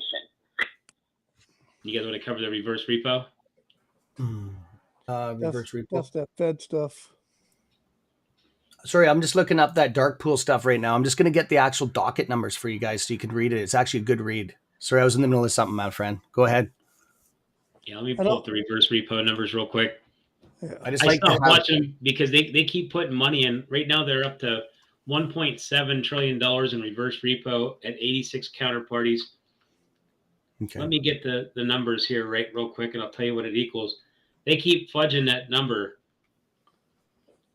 I'm going It to get still comes out to be $2 trillion. So they're like, it doesn't matter what numbers they put up there, it still comes out to be $2 trillion roughly. So for some reason, they're capping it around that number. They change the counterparties and then they raise up the treasury number. And it's just a game that, like, I don't even know if they're even trying to be honest anymore. How you doing, CSI? Hey, what's going on, CSI? How you doing, man? He says, who let the dogs out? Wolf, Wolf. That's hilarious. That's funny. Raphael says, if Elon buys AMC, what would the result be? Well, obviously the price would probably jump up like 30%. I mean, you've seen that happen over on Twitter. I think it would cause a squeeze, but wouldn't that be a dream come true? Oh man, everybody's been theorizing that for so long. I wouldn't doubt it if it's already happened and we just don't know about it. But hey, thanks for having me up, Froggy and Diva. I'm gonna bounce. I got all these delicious tacos to eat. I think my advice to everybody would be understand today, right now, that you operate in a completely fraudulent system, and make your investment plan based around that, so you're never disappointed. That's what I do. I have to agree with you there. Well, thank you for coming, Spence. It was a pleasure to have you on. Hey, buddy. Take Yeah, it easy. You're welcome thank anytime you, you want to Thank come you. back. Yep. Yes, if you need to come on, I mean, but you, we appreciate all that you do toward this movement and community, and you're all together. We're all in this together. Appreciate you, Spence. Love you guys. Have a good night. I wish I could share my tacos with you. Thank you. Thank you, brother. Have a good one. Let me see. We got another one here. Belly says, buying physical gold and silver, not paper. That is definitely a good strategy. Yes, it is. XX says, rich dad, poor dad, college educated, was a war pilot around the world. His huge today was a war pilot around the world, is huge today in a multi-unit real estate. Yeah, he does rental properties, lumber. Yes, he does. Robert, I like that guy a lot. Robert Kimosaki, I think his name is. I watch his stuff too, for sure. Yeah, he says anyone can afford $20 silver. If they're going to suppress the price by, like, 1/10 of what it could actually be, why not buy it? Because eventually it's not going to be there at that price. So that's why I keep buying it, because I already know it's worth more. I just don't know what it's going to be worth when it's all done. If they put it back into play, I mean, it should skyrocket. But that's the gamble I'm taking on it. Thought naked shorting was illegal since 2008. Yeah, it's always been illegal. Just the SEC don't do nothing about it. Big time illegal. I guess it's only illegal if you get caught, I'll say. And when you got the guy looking, you give him a set of glasses where you can't see a fucking thing. Oh, I'm sorry, Miss Harris. Oh, there's some soap. The thing is sorry. the fines are so little compared to what these guys own, and it's just not. It's the same as ladder attacks and stuff. High frequency trading, when they get caught with it, I've looked at these sanctions that these people get caught. It's like 100,000, 80,000, 20,000, 200,000. It's nothing. It's peanuts. That's like a couple $100 bills to these guys. Yeah, exactly. I'm in the site. I'm in SEC's website right now. I'm looking at these dockets. They've changed this Darkpool thing so many times. There's so many people have been sued with this Darkpool thing, and it hasn't affected these companies. I'm looking at there's pages and pages and pages of this stuff. It's insane. There's a lot of stuff there. Yeah. And Wow. you were talking about a blind man could actually see what's going on in the market, except for Gary Gensler. I'm pretty sure Stevie Wonder would see this plain as day. Yeah, right. That's dope. That's That's another dope. good one. Hi CSI, how's you doing, brother? Yeah, we need to get him on here because he was talking about that algorithm stuff. Yeah, let's do it. I want to give him some credit for, like, he's been doing a lot of work on algos. Mm-hmm. So I know he's got 4 of them at least picked out. So it'd be nice to hear what he's got to say about it. Yeah, contact Froggy CSI. Let's get you on here, man. Sounds hey, good. CSI, do you want to come on this weekend and do some algo talk or talk about that stuff? Yeah. He said he's making another video uploading on it now. So good. He's busy, just like us. It's good that we're all together on a lot of this stuff. It's good stuff. Good stuff.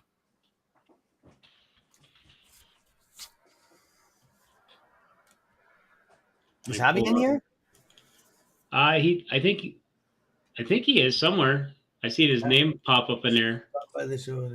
Oh yeah, I should give you a link for that shirt of his too. I seen you supporting your shirt that we got you there, buddy. That I made up for you guys. That's awesome, Javi. I seen it on Twitter, man. That's beautiful. Here's a link to CSI's channel if you guys want to go check it out. Over there and show him some love. He has been putting out some pretty good videos and stuff over there, so make sure you check him out. Let me see here. Chris says it would affect Europe much more likely. Watch the oil, wheat, and soy prices, etc. Now Russia is on the gold standard. The world will follow. Yeah, that's what I kept that for, because Russia's going on to the gold standard, and with the way they're doing it, it's not $1 for $1. They're doing $1 for an increment amount of gold, so you get a percentage of an ounce.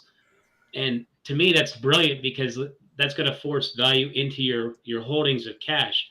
And when you do that, the rest of the world is going to have 2 choices: either keep diluting their money and become worth less, or now the problem with that is, though, Russia's going to have to stop spending as much money. And if they don't do that, that's going to cause a problem too. So if they can get their budget straightened out where they're lean, they might be okay. But if they can't get that figured out.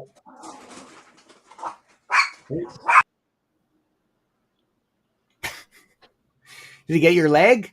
No, apparently that's outside my house here. Oh, I thought it was your soundboard again. I thought you were. No, that's actually a real dog outside. As long as he leaves that cat alone, it should be all right. Okay, I thought you were pulling a wolf pack thing.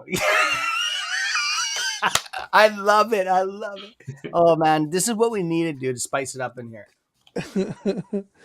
My dog, she's nuts. I'm sorry, guys. That was a good cover up, though, Froggy. You're right the on second day in a row. Yeah. The mailman comes up the driveway to drop the mail off, and she doesn't like him. I slept in. I fell asleep on the couch, and I didn't get it up in time. The restream works that you gotta set the stream link before.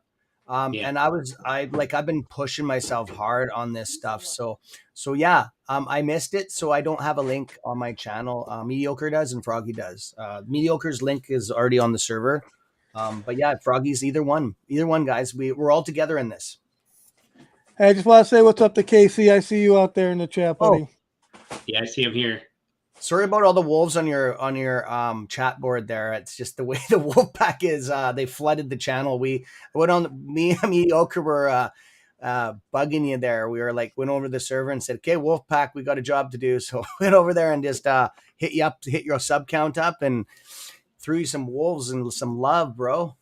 I might have to get one of those emojis off you and post it so they got at least a wolf to go throw up in chat.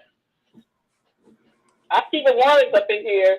He may be working. If he doesn't come up and speak, that means he's working. But he'll always come up towards the end and let everybody know about 8 radio. But I do keep your partner, the ones up in here. Is up in here with the terrible community. good. I think Sugar Cushion's in here. I can't really say. I see Ape Life. Want to say hello out. I see all your partners. Just got all your partners are up in here in the space call. Oh, cool. Oh, I do Cool. see we got wolves over here in chat. I didn't know we actually What? had a wolf. Really? I see. That's pretty There's cool. people in Nice Ape to- radio. There's really. That's fun. That's awesome. I threw Casey Shaw's YouTube channel up in the chat. Yeah, go check it out. He's awesome content, man. Killer. Just wow. Yeah, check out Ape Radio tonight too at 7:30 p.m., which will be in about 2.5 hours. They're always covering everything too, so it's always Okay, nice cool. to have good information out there. The link's in the description down below on Froggy's channel. Just so if you're looking for it. Anybody? Well, that's a space call. They just got to wait till it pops on. Okay, cool. Let me see. Billy says, I've learned a lot about so many things. The fraud is overwhelming. The expertise in so many fields of knowledge being told is uplifting. Yeah, that's what we try to do is we're trying to get all these brains together and, just basically help with the experience so you can learn and we can grow together pretty much. And it's helped a lot. Instead of having a community divided up into like one YouTuber, we got a whole bunch coming together. We're all working together from basically our own platform, but we're all working together as one. And it seems like it's bringing the quality of information up. The amount of information has been increased. So I think overall, I think it's a really good thing. And then we get the majority of the ape community to understand what's going on. They're not getting, BS all the time. It's they're getting good information. That's a positive, I think. Yep. Can I answer this mic thing about sorry, Froggy. You're done with it. Are you done with the radio? Can I answer a question on it, or are you still doing questions on them? No, we're on the next. Okay. Mike, Cam, since you're an expert on gold mining, can you please explain why the current drilling results from HYMC mine could result in a MOAS? I never heard anything about that, but I'll just talk about essentially about core samples. Depends on what is in the core sample, the purities, the extraction process is the most expensive, my friend. You did send me what you found on those core samples, and it's good in some ways. It's kind of a little bit, the extraction process with cyanide is kind of not the best on the market. I would actually have to see the actual weights of the core sample, like what the weight is, and then break it up and check it from there. Is there a crushing process? How hard is the rock? Like, do they have to run it through a crusher and then shake it through a screen deck and that way, and then send it out to get it to put it into cyanide baths and then into a settling pond? See, there's a whole bunch of processes on that. I don't know what the mine has set up for a clarifier. A clarifier is to clarify the silt out of the levels of process. So I don't know anything about that. I looked, and a lot of it's like top security, like they give you the gist of it. Mike, do you have my email? I wouldn't mind talking to you, my friend, because between the two of us, we could probably figure this out. I have a problem getting some of the information from the States because I'm Canadian. Even though I have a VPN, some of the stuff's vetted because we're two different countries. But Mike, you are thinking like I'm thinking, so hit me up, brother. cstrades101@gmail.com. Thanks, brother. Chris says here, fake news equals MSM. Yeah, mainstream media is definitely fake news. I can't even find anything on mainstream that I even trust. Like everything that I hear from there, I always have to double check it because it seems like they're trying to manipulate you. So yeah. I don't trust none of it. Who's his channel? More trustworthy. What's his channel? Is this person a new creator? What's his channel? Like, I don't even never heard of this person. Who? This, and is that what you're reading? Who do you guys follow on YouTube that are legit? I'm trying to grow my collection of good content creators. Oh. Did you read that? Is that what you just read? No. I was, fake news it's right up on the screen right there. We followed our group. Our group of I guess it's more than 8 now. Hey, Froggy. Yeah, I'm working on bringing in Boss Blunts and Bigums because I think that they bring true news, true facts. So it'd be nice to get them on board. And I know they got other people that they suggest too. So we're going to be looking to pull in the group and add more people to it. So The people that we hang out with are legit as far as we're concerned, or else we wouldn't hang out with them. Yeah, pretty much. Yeah. And if you in this description of whatever channel you're on right now, there's a list of partners in the description. I forgot about that down below. Chris said the dark pools are not good or equal not good. The SEC passed regulation in 1980. Yep. And it's been amended since then. Yeah, that's the physical pass, and then it's been amended multiple times. Sanctions amended to it. It's pages and pages. I was just on it. Awesome stuff.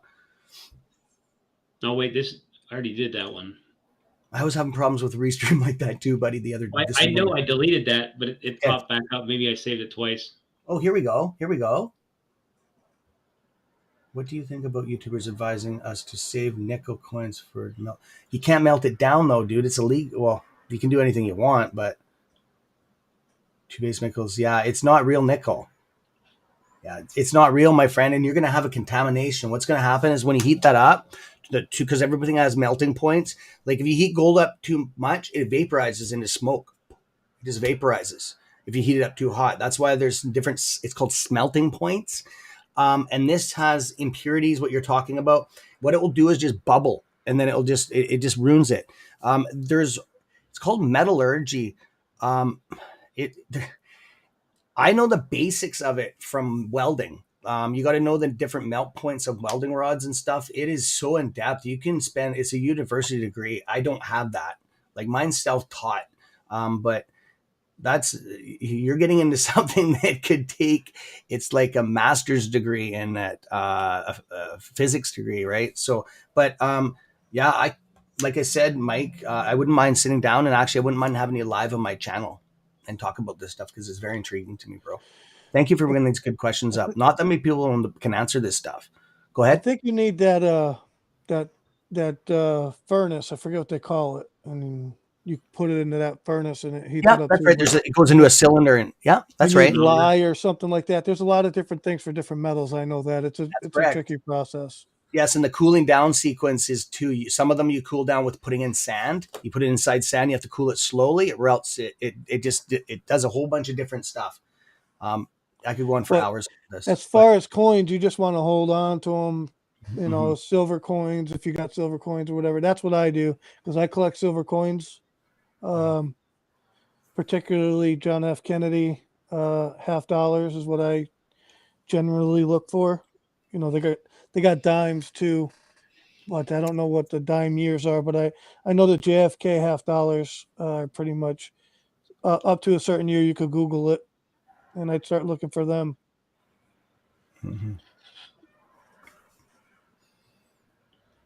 I got a couple more questions here. Let me pull them up here. The UK financial regulators will investigate the LME handling of a week-long suspension of trading in nickel. They should definitely be looking into that, because it is. It's already pretty messed up. It is for sure. For sure. These are good questions tonight. Yep.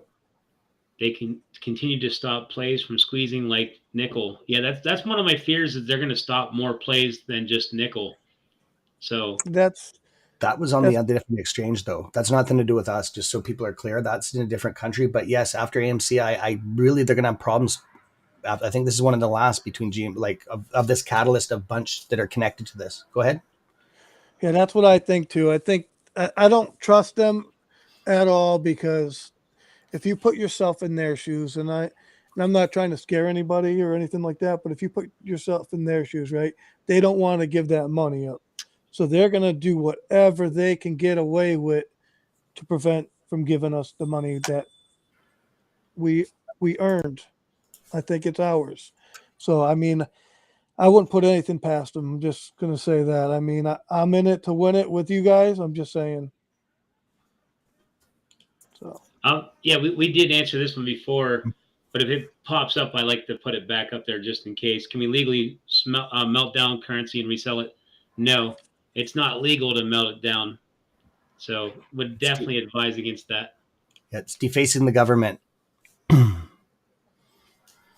Chris says, guys, we are already in a new monetary system. The fake fiat dollar is dead. They are just not telling you yet. That might very well be, because I do know that we got crypto coming with that digital dollar thing coming, and we got what's that other currency coming from the IMF? SDRs. They got those coming too, and they're going to be gold backed. So, Oh, really? yeah, a lot of weird things are coming. Well, I know about the digital yen. I heard about that one. That's pretty scary, that one, in a lot of ways. Now, I'm not sure what the ratio is for rubles or rubles per gram. If that's what it is, that's pretty cool. Because I know I think you take off 2 zeros plus it's devalued by 30%.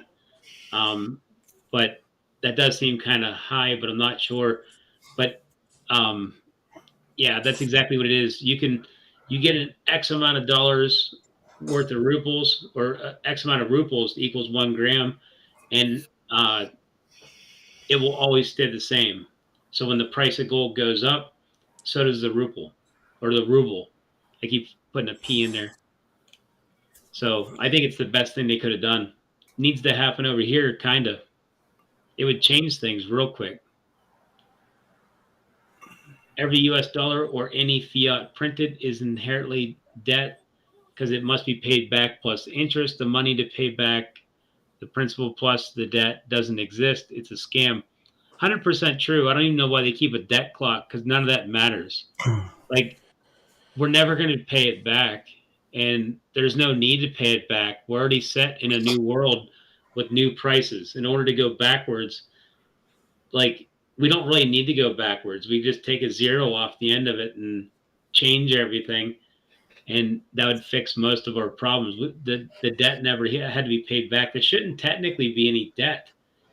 If anything, the government owes us the money, not us owing any money, because they took our money, diluted it, turned around and spent it.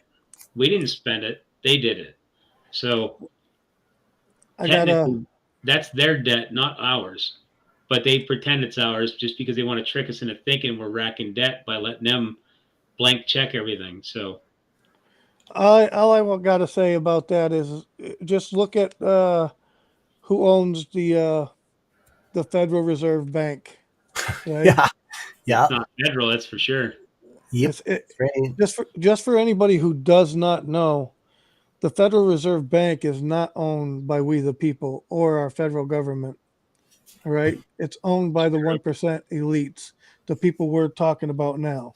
So, yeah, of course they keep printing money because they're making money on it, right? If we collapse, they still own us. That's what it's about. That's right. A lot of people don't know that, man. Now, does anybody know after World War II there was actually a pact put in place that the U.S. dollar would remain the world currency for up to 50 years? We were supposed to come up with a new financial system for the whole world, and we never did. No, so I never knew that. I knew that taxes were temporarily, though. That all the taxes should run that path past Pantheon, because I guarantee he'd be able to find a whole story on that. That's blow his mind. Yeah, that's interesting, my friend. I know the taxes were supposed to be temporary up in Canada anyways, and it just never happened. Wait, you mean to tell me your government lied to you? Oh, Trudeau? No. Yeah. Just really? Like our government doesn't lie to us. They tell us the truth all the time. Wow. Yeah, he's a piece of work, that one. Yeah, I don't know. Our government's on us down here. I don't know what you got. Yeah, that's probably why they don't like each other, eh? Because they're too honest, each one of them. Oh, yeah. They're just taking each other's playbook is what they're doing. Like, how did you screw your people? Hold on, let me write this down. Oh, yeah. Hold my beer. I like how my government bends over, though. I got mine's used to bending over all the time. Isn't that Castro, son? Yes, it is. I was waiting for you to say it. If you put them side by side, I agree. That's the big joke up here. Pretty boy's Castro's son. I don't know. I did some research on it. It could possibly be true. It could. Actually, his mother used to date Castro. Isn't that something crazy? Yeah. They had a monogamous relationship. Yes, that's true. Yeah, that's true. There's a lot of documentation on that. Actually, I don't know who knows? It's old stuff, right? Who knows if it's actually there's pictures Sarah though. says here, There's Russia has always been on our there's side in the war. What were you was that? saying? I was going to say there's a picture of Castro holding Justin Trudeau. Yeah. Oh, Oh, yeah. I seen that. Yeah. Yeah, it's mind blowing. It's mind blowing, man. But I'll stop there. I don't want to. Yeah, because we can. Yeah, you twisted on my government here. Leave the pretty boy alone, man. I'm just joking. I don't really care for the guy. Nobody does. Oh yeah, I'm on YouTube. I'm not supposed to say that. Go ahead. Sarah says Russia's always been on our side in the war. USA is up to no good. Putin knows about it and is trying to stop it from happening. Here's the thing: like we keep hearing about, this World War III nuke war. Do you think Russia or Putin is looking to come over and smack the American people? No. I'm pretty sure if somebody got smoked, it would probably be the government a couple of different times. People? Will Smith? That's all we got to do is send Will Smith down there. He'd take care of the problem. Yeah.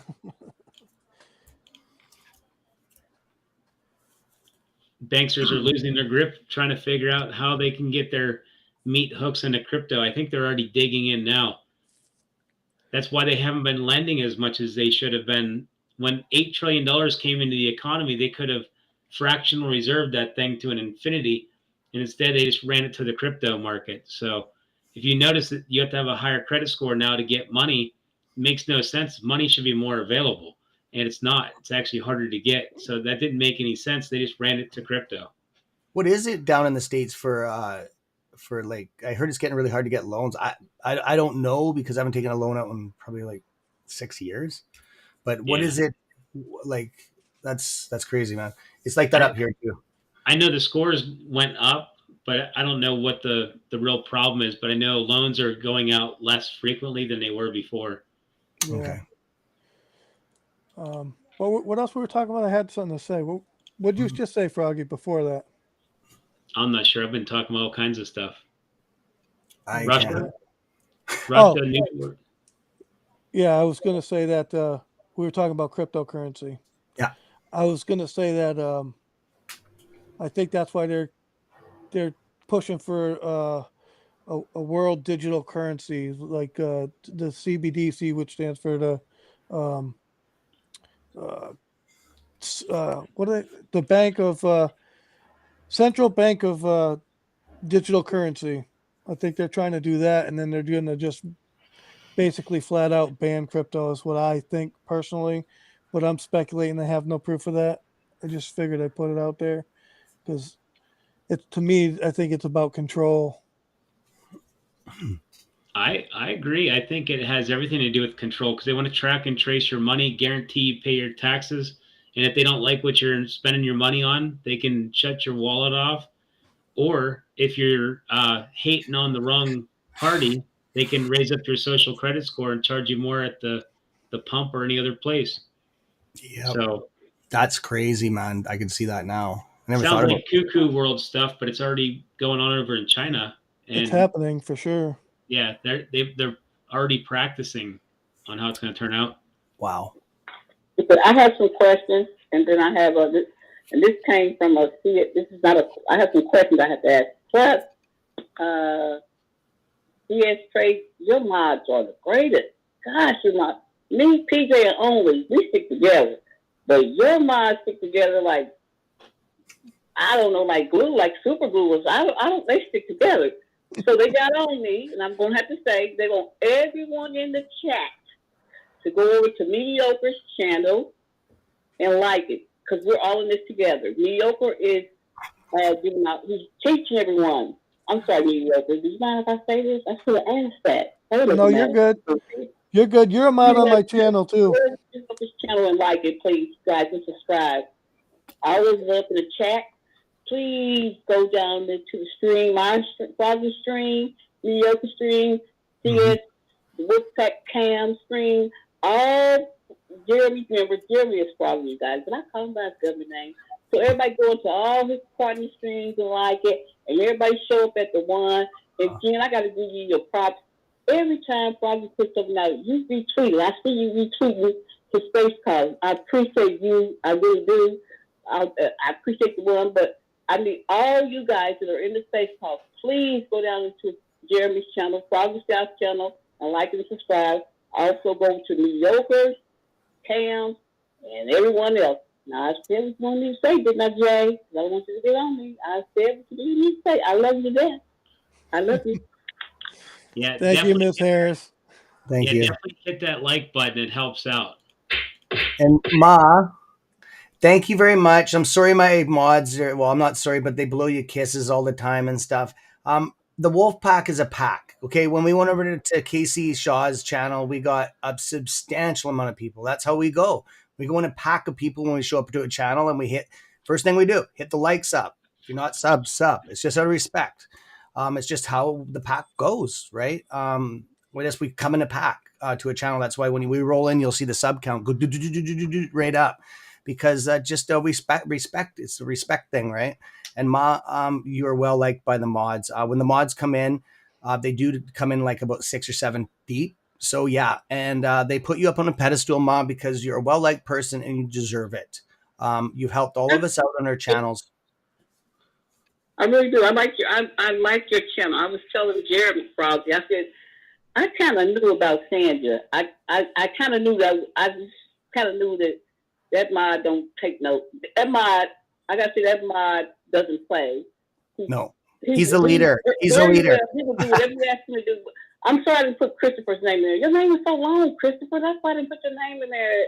It's just so much to type. But I got to give Christopher credit to all your mods and all your members. Gosh, I like them. I like them. I love y'all. I really do. I'm so grateful that Froggy put this movie together. He put a good one together. I mean, when he brainstorms, that man brainstorms. I'm serious, guys. Y'all don't know. When he brainstorms, he brainstorms. He has a lot of things in his mind that he's working on. I know y'all see his to-do list. Y'all said, Froggy, the to-do list is not up there no more because you guys are watching. But Froggy, Jeremy, Froggy, whatever you want to call him, that man's mind is phenomenal. I appreciate y'all. Casey Shaw had something today, and it was so funny. I had to tell him, I said, Jeremy probably would laugh at that because his sense of humor. But somebody fake like they was Jeremy today in Casey Shaw's chat. They faked just like him. So Casey Shaw clicked on it. It was a lady sticking her behind with some short shorts on. And I guess she was working and everything. I love her. Now he can't get rid of it. He said, the person said, make me a mod. He said, I forgot that Jeremy was already a mod. And the person used the Froggy's name, so when he made that person a mod, they took him that stuff, and I said, oh my God, I hope Jeremy gets killed nothing like that. I said, but you know what? He will laugh about it and get a sense of humor about it. But he thought it was me coming back. Touching her behind and just doing all kinds of stuff. She was getting down with it. But yeah, when you see Casey Shaw, good thing you guys about it. Good thing about it. You're awesome, Ma. He thought it was me getting him back, Froggy. Did you? When we showed up, it wasn't me. It wasn't me though. No, I went over to the server, and when I go to a channel, Casey Shaw, I really like him, and I've actually Mediocre said, hey, he's on. So I went over to the server. All I got to do is said Alpha Wolf is heading over to the server. Let's go, mods. And let's go. And it went up. I watched his sub count. It was awesome. I love it. I love it. He deserves it, though. He's a good guy. Thanks, Ma. Wow. I've never heard her go off like that before, Froggy. That makes me feel wow. You got a good mod there yourself, my friend. Yeah, she's really good. I like her a lot. She does good. That's why I put her in my mod thing too, in case she needs to go over there and snap people in line. Yeah. Oh, dude, and she does it in such a polite way. She doesn't swear. She doesn't freak out. Like she's very respectful. I like it a lot. Yes, and that goes a long ways. That's God's work there, and you can see that, right? You don't need to be vicious and mean, and it's rubbing off on me. I'm a little bit more chill, right? Yeah. Sorry, buddy. Go ahead, Froggy. I was going to zen there. Definitely a better thing not to swear. I think it does kind of add professionalism to what we do, but it happens. I mean, nobody's perfect. Mm-hmm. We got another one here. Other than buying physical stuff, what's the ticker we should look at for metals and commodities and oil? I don't know if there actually is any real physical tickers that you can use. I mean, if you can't go and put that in your safe, I mean, it's just a digit. That's the problem. I don't mess And with it. yeah, same here. I'm not, you know what I mean? Because it's not, it's not real, and I don't think the price is real either. In my opinion, it's just an opinion. I just don't think it is. You know.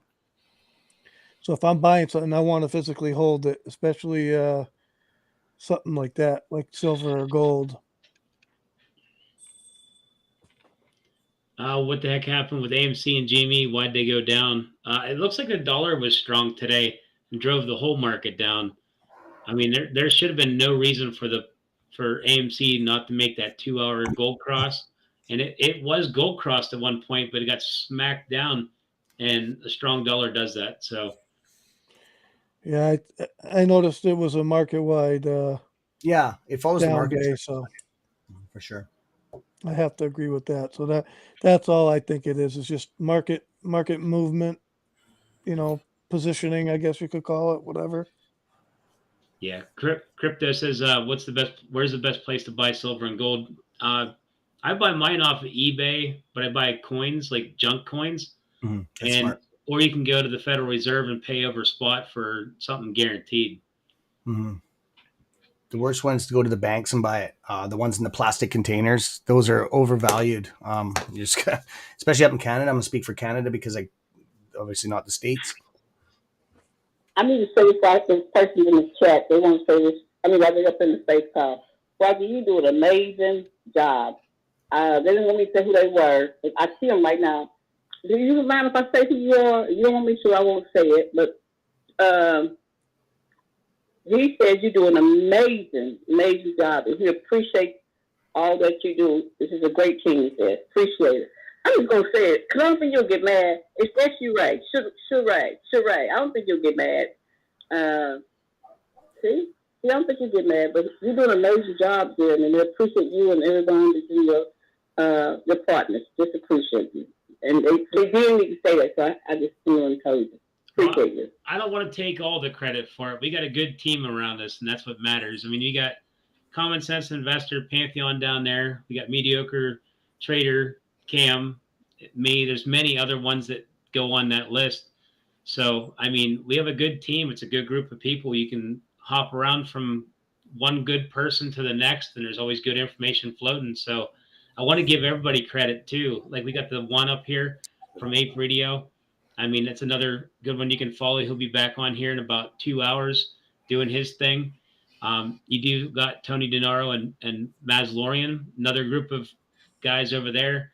We're working on trying to work with Bigums and Boss Blunts and bringing them in too, because That'd be cool. their DD is it's amazing, Yeah. shocking. So we got Casey Shaw, Lion Trader. I mean, there's other people that are coming in, and we're picking people just because we trust them. So And we're doing it. As we continue to build this group, I mean, it should be a benefit for all of us. And like I said, I don't want to say that I should be taking the credit for it. It's the whole team around us. So And the whole team, we're doing it for you guys, right? We're doing it for the better of the community is the whole main reason why we're doing this, right? It's to have proper information, to kind of all be on the same page. I think that's what the main goal is, right, Froggy? Yeah. Stacia says, what happened with Bigums last night?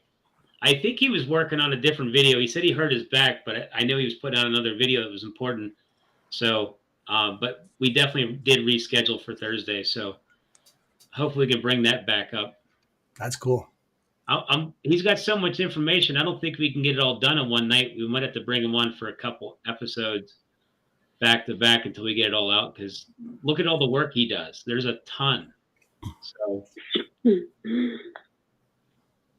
Oh, I think they're talking about me notification. I don't know. No, the notifications didn't show. It didn't show up. Technically, we should be preaching to go hit that bell notification thing, and I don't know if that actually works or not. But supposedly, we're supposed to be saying hit that bell too, and I mean, I guess that would be a good thing. I don't know if it really works. I heard of a lot of people saying it doesn't, so I don't know. Give it a try.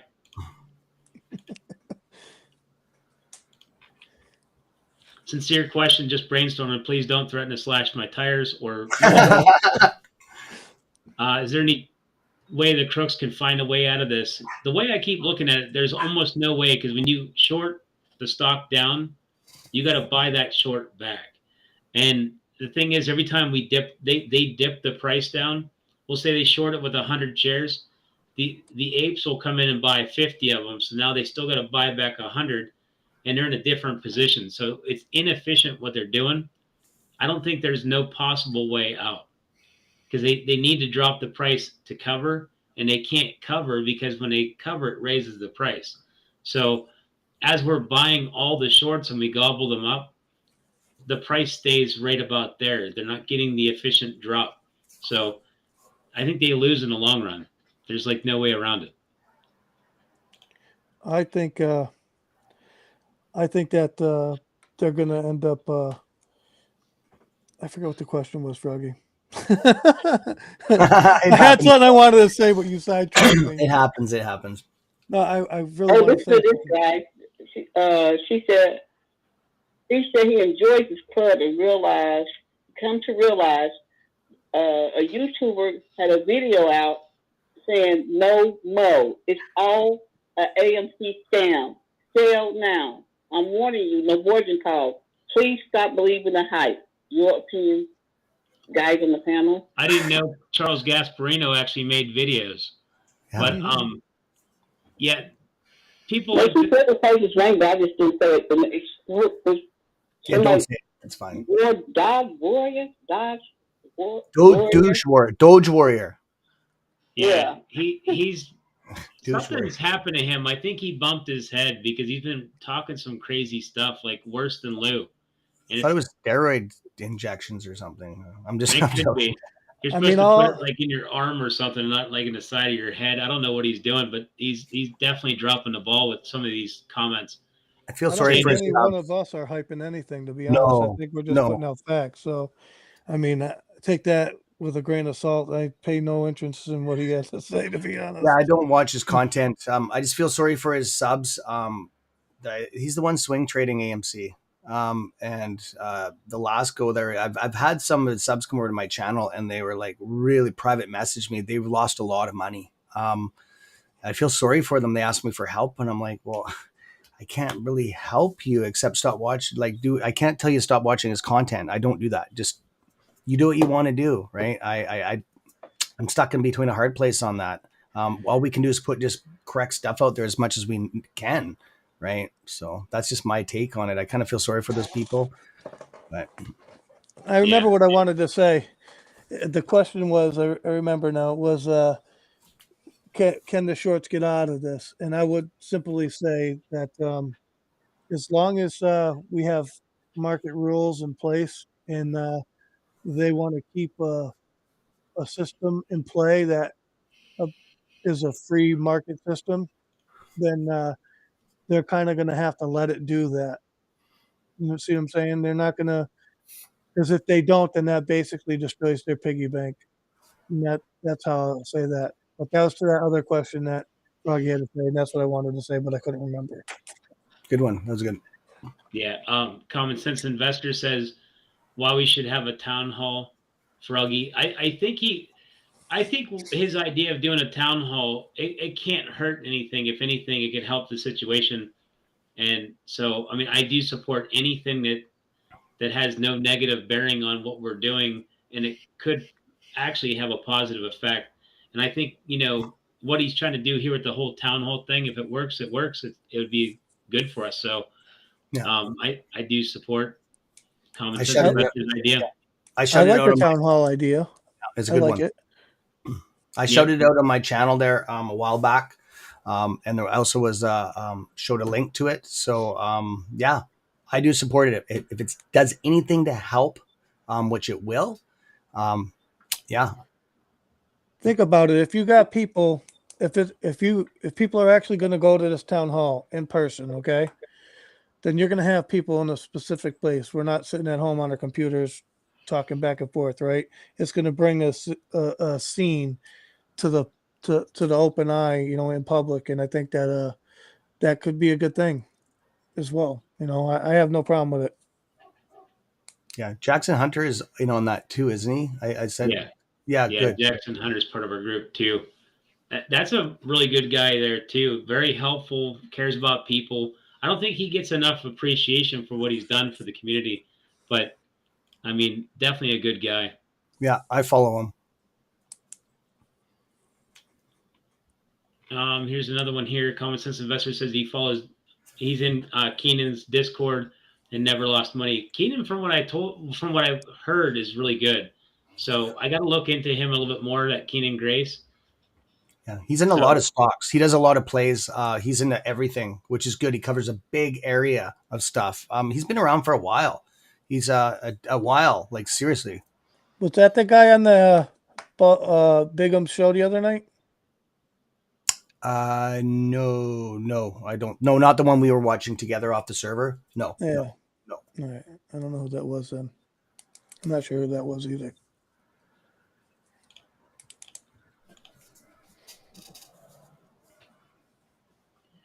Are hedges screwed due to the GameStop's dividend split? You guys want to take this one? Yeah, screwed is it's not going to make it's going to make it worse because it's more dividend out there with the dividend split. It's going to make it harder, I think, for them to cover their positions. I think it's a better. I think they really thought about this. Instead of offering a dividend reward with cash, this is definitely a stab at them for sure. This is hands down going to make it a rough road for them. Yeah, that's what I'm going to say. Like they put a lot of thought into this because they could have went either way. So by by making it dividend royalties, it's definitely a lot of thought put into it, and it's definitely going to help. So I'll leave it at that. I have a question here. They said, why is the cost to borrow low? Look at the days to cover. None of this matches up. Not financial advice. Just your opinion, please. I think they're playing shenanigans with it. It should have already been rising up. So I'm not exactly sure what they're doing to keep it down, but trickery for sure. You guys got an answer for that? Go ahead, brother. I'm just going to post a link to your channel because people keep on asking about mediocre. Go ahead. You what was their question again? Can you repeat it, Ms. Harris? I didn't hear it. That's why. Do you remember what it was? They said, why is the cost to borrow low? Look at the days to cover. None of this matches up. Not financial advice. Your opinion, please. My opinion is, I think the banks are working with the borrowers to keep it low. That's just my opinion, and I'm going to leave it at that. So that's why I think the cost of borrow is low, in my opinion, right? But there's such a huge float too. Like it depends where you're getting your information as well. Like we're not getting the full information, which is another problem I have with the way the market is today, right? We should all have equal, knowledge of what's going on in the market. That's what a free and fair market is. So I think that the shenanigans of we have to wait 2 weeks before we get a FINRA report on all that kind of stuff is a little ridiculous, So I'll just leave it at that. I like it, brother. Do you want to throw me your link up there, mediocre, so I can? Sure, somebody throw in the chat. I just keep on seeing that go by.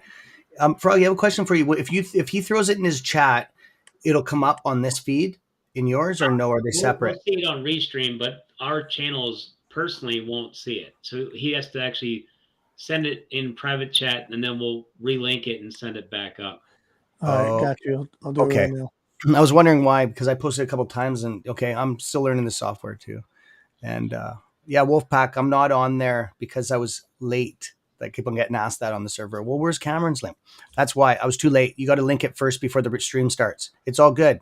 I'm here to support you guys. The one is asking like to speak now. He has his hand up. Hey, Fargate Diva, how you doing? How's it going, man? Great. All right, Wolfpack, everybody on YouTube, hola. So I have a off the wall question to ask here.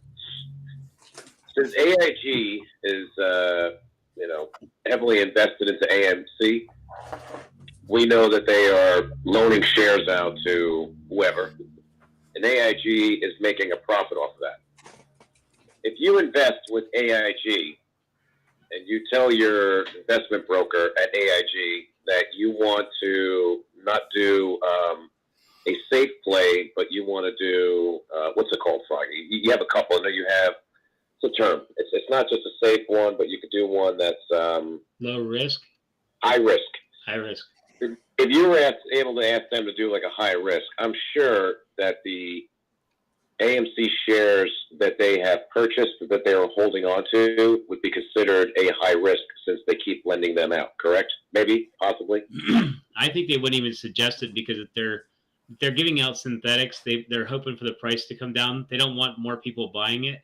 So that's okay, but what if you want to? You uh, should then, if you were able to do that, would you be able to make money back off of the return since they're loaning those shares out? Or does AIG only make the profit on that? Does that get shared with the people who invest with AIG?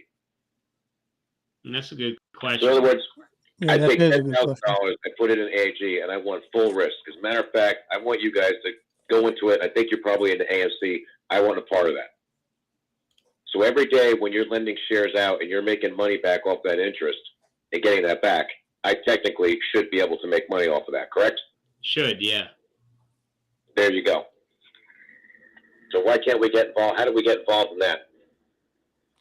You know what? You want to keep playing this game, and you guys want to make the money, and you're gonna keep getting rich off of me. Well, screw you. Now it's time for me to start making money. I'm gonna see if I could dig up and talk to a couple people that I know and see how that could actually, if that's even possible to do. I don't talked see to why it would be. Pantheon about that as You're well. giving them money to invest with, and they're going to lend stuff out. Your shares, that they're your investment, you should be then entitled to making more money back on that. Because you remember all the unions that were getting involved with this, teachers unions, police unions, etc. I highly doubt that they're not making any additional money off of what these other institutions are doing by lending all these shares out. Yeah, And if enough people got involved in that, at some point they're going to say, okay, we're not, we're getting screwed here, or we're whatever. I don't know. It's just a crazy thought that just popped into my head. yeah. I think they're already lending out our shares. Even like they say that they can't do it if you got a cash account, but I'm sure they found some loophole to do it. I called TD Ameritrade on that because I have a cash account, and they said they weren't, but I don't necessarily believe them either, to be honest with you. But I'm just speculating. But I did call TD Ameritrade about my shares because I didn't want them being lent out, but I don't know. They say no. That I could tell you. What they said is no. It's kind of like the same thing. Even if Bank America, if you decided to invest in Bank America stock and they're making money off of the lent shares out every day, that money you technically then you should be getting some sort of payment back on that too, correct? Oh, I agree. You should. Right. Right. They're I'm using just trying to figure your out stuff different ways to do it. chip away to start making money along with them. So enough people, when they start saying, "Hey, wait a minute, we got too many people making money off of this stuff. We got to switch something else up." I don't know. Just throwing out different things here. Just off the wall questions. No, I think we should make it as difficult as we can for them, for sure. I mean, if whatever we have to do. Yeah, the harder we make it for them, the less efficient they become, and then at some point, it's going to break. Yeah. Yeah. Hang in there, everybody. I know we're all frustrated. Change is coming. Oh yeah, I agree. Just a matter of we're time. Good. I think if we keep doing what we're doing like this, and people starting to understand what's going on, and communication, like I think communicating is key, and all the bickering that was going on ends, and we kind of bring the community more together, get a lot of stuff out there for people to understand. I think we're going to be better off, honestly. But I believe you're absolutely right. Hey, Wolf, are you on Twitter? yes, he is. Well, I mean, I'll post this link. Would you mind one night after 7:30 for 5 minutes We go to 10:30, 11 o'clock. Would you mind at one point, even for a couple minutes, just coming in one night? Because I think there's a lot of people that just hear you through this side of it, that follow us, that don't know you. That's mediocre. That was mediocre. This Oh, time. mediocre. Whoever. If you guys. Cam's there too. Okay. So because I can't see it because I'm driving. But if you guys are part of, what you're doing here with Froggy, at some point, it's an open invitation just to come in, introduce yourselves. I can introduce you to the group and help spread what you guys are doing a little bit more. So since we're all trying to get the same thing going here, it's the same thing what I did with Froggy when I went into his room. Just make it a little bit more about, who you are, what you do, that kind of stuff. Nothing crazy. But just to come in, I can introduce you, you introduce whatever. You know what I mean? Meet you, that kind of thing. If you'd like to, it's Ape Radio any night after 7:30 or on. You want to come in and just sit and listen, laugh, have fun, come up. This way people can kind of get to know you guys on the YouTube side, maybe a little more personality side of it, and you make a little bit better connection when they're talking to you and that kind of stuff. If you're interested, it's up to you. Yeah, I'll stop in there. I'll make sure I do. I'll tell Cam as well. He stepped away right now, but I'll stop. Yeah, I'll stop that'd be in. great, man. I appreciate it. Again, nothing crazy. Whatever. You got it, buddy. It's nice. We have a good environment. We don't get too crazy until about 10 o'clock. Everything goes downhill from there. But anyway, yeah. But like I said, it's up to you guys. You have an open invitation just to come in and just chat with us. That's it. And I appreciate that. You got it. Cam, And everybody here in this group too, you're all welcome every night, as well. Yeah, definitely stop over and check out Ape Radio, guys. Cam says Astro had a good video about short sellers' secrets. So definitely stop over and check out Astro's videos that he's got over there. He does do some pretty good stuff over there. I'm trying to get him on here too, so he can explain some of the stuff that he's been finding. Again, he's got some good stuff too. So it's all in the works. Just got to give it time. I'll get these people on here and we can get some information rolling. Yeah, and there's one other guy I know that you guys are friends with. I don't know if I helped him get to you or whatever, but Casey Shaw. Yep. Guys, if you guys don't follow him, give him a follow. He is another great guy. I've known him for a while. I think the partner. I do see him in your stream every night here lately. I have seen him, but I think he's one of Jeremy's and the crew's partners. I think he is. I'm not sure, but I think he is. He's a good guy though. Yeah. He's a good guy.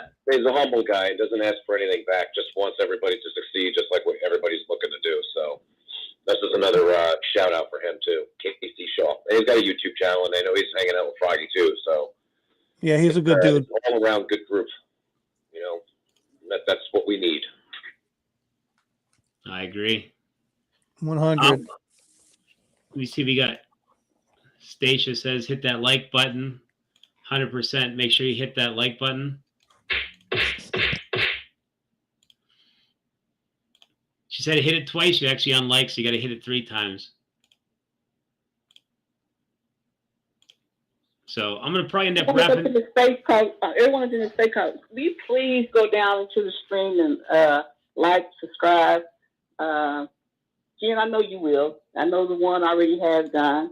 But I don't know if you guys know it's the Froggy style. I think it's Froggy.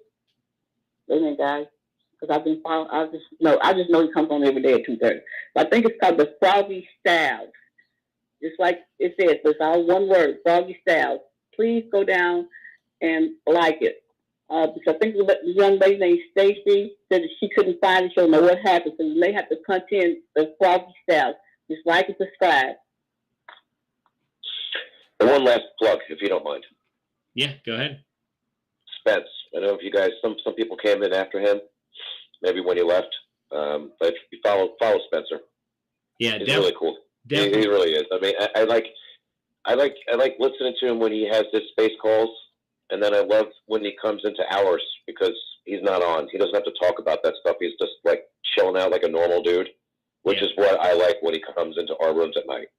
Like I like talking about the DD when he holds whatever space calls he does, But when he comes into our room, just like Froggy, you're welcome to. Diva, she knows. Anybody, you guys are all welcome. But when you come in, it's just, you get a different side of these guys that are on the space calls, these guys that are on YouTube, the guys that are trying to help you guys and give that. And I think to me, it just kind of helps to click, and you get a better connection with that person. You don't sip the Kool-Aid that a few bad apples are throwing around to people. Come in and find out for yourself, and actually get to know more people, because there are a lot of great people in this group. Do not be afraid to extend an invitation or to go in to say hello to them. I promise you will not regret it. And I'm so glad months ago I went in to talk to Spence, and it was a great call. And Jen comes in every night. Shug comes in. I've met a lot of great people through Spence and Chris right there. Even down the list here, it's great. So, we all want the same thing. Just make sure, you choose yourself on who you want to follow and who you want to be a part of. There's a lot of love here. And that's it. So I'll shut up now. Yeah, I do want to thank everybody that did come today. Spence, Jen, the one, even CSI, Pantheon, Casey Shaw. I mean, we got a great group of people, and like I said, we keep getting bigger, and it's amazing. I do want to do a shout out to Stacia. She did say hip hop and hippity hop.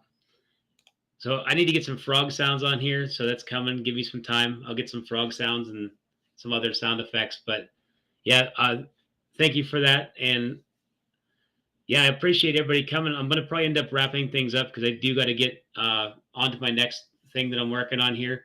But Ms. Harris, if you want to go ahead and. Yes, I want to say I appreciate each and every one of you, Mediocre Trader, Cam, Mr. Cam, all of Mr. Cam's mods. I appreciate you guys. Love you guys. I appreciate each and every one of y'all. We have someone that's in our stream. He comes on. He tries his best to come on, but he's kind of like going through something right now. But he's going to be healed. Right now, he's at the hospital. So just everybody just continue to believe that he's healed right now, because he is healed in the name of Jesus. No, I'm not a Bible thumper. I just truly believe in Jesus Christ. So he's healed right now. Also, appreciate the one. Jen, appreciate you and Spence to the fullest. You are so supportive when it comes to Froggy's channel. I like how you promote him. Every chance you get, you talk about him. And I really appreciate that. Really, truly, I appreciate you retweeting everything that he does. Sugar Kush, appreciate you. Sugar Ray, appreciate you. Everybody. If I don't name you guys, I don't mean to. No disrespect. The dad, Jim, the dad, appreciate you, every single person. I got to say something to you guys. Listen, and I'm not just saying this, you be saying this. If you guys do not know how to do options, calls, puts, whatever that stuff is, Froggy will teach you. You have to be a member, though. You have to be a diamond member. He'll have a one-on-one section with you where it's just you and him, and he'll make sure that you learn it. He'll give you the beginner's course. At the beginner's course, you can go to the medium. After the medium, you can go to advanced, but he will stick with you. Won't nobody know if you don't know it, because it'll just be you and him. But you have to become a diamond member. Also, you need to become a member for this squeeze. I'm telling you, because it's only for members only. You will not be able to ask any questions. He's going to have his crew with him, his partners. They all have his money. Well, Froggy has a money indicator. You can tell when the money's coming in, if the shorts is getting close, if they're not getting close. You want that so you can get to that number where you want to get to. So you have to become a member. And I'm not just saying this to promote him. I'm telling you guys, this is what you're going to have to, you need to do, because you can't ask the question, well, hey, Jim, are they close? How close?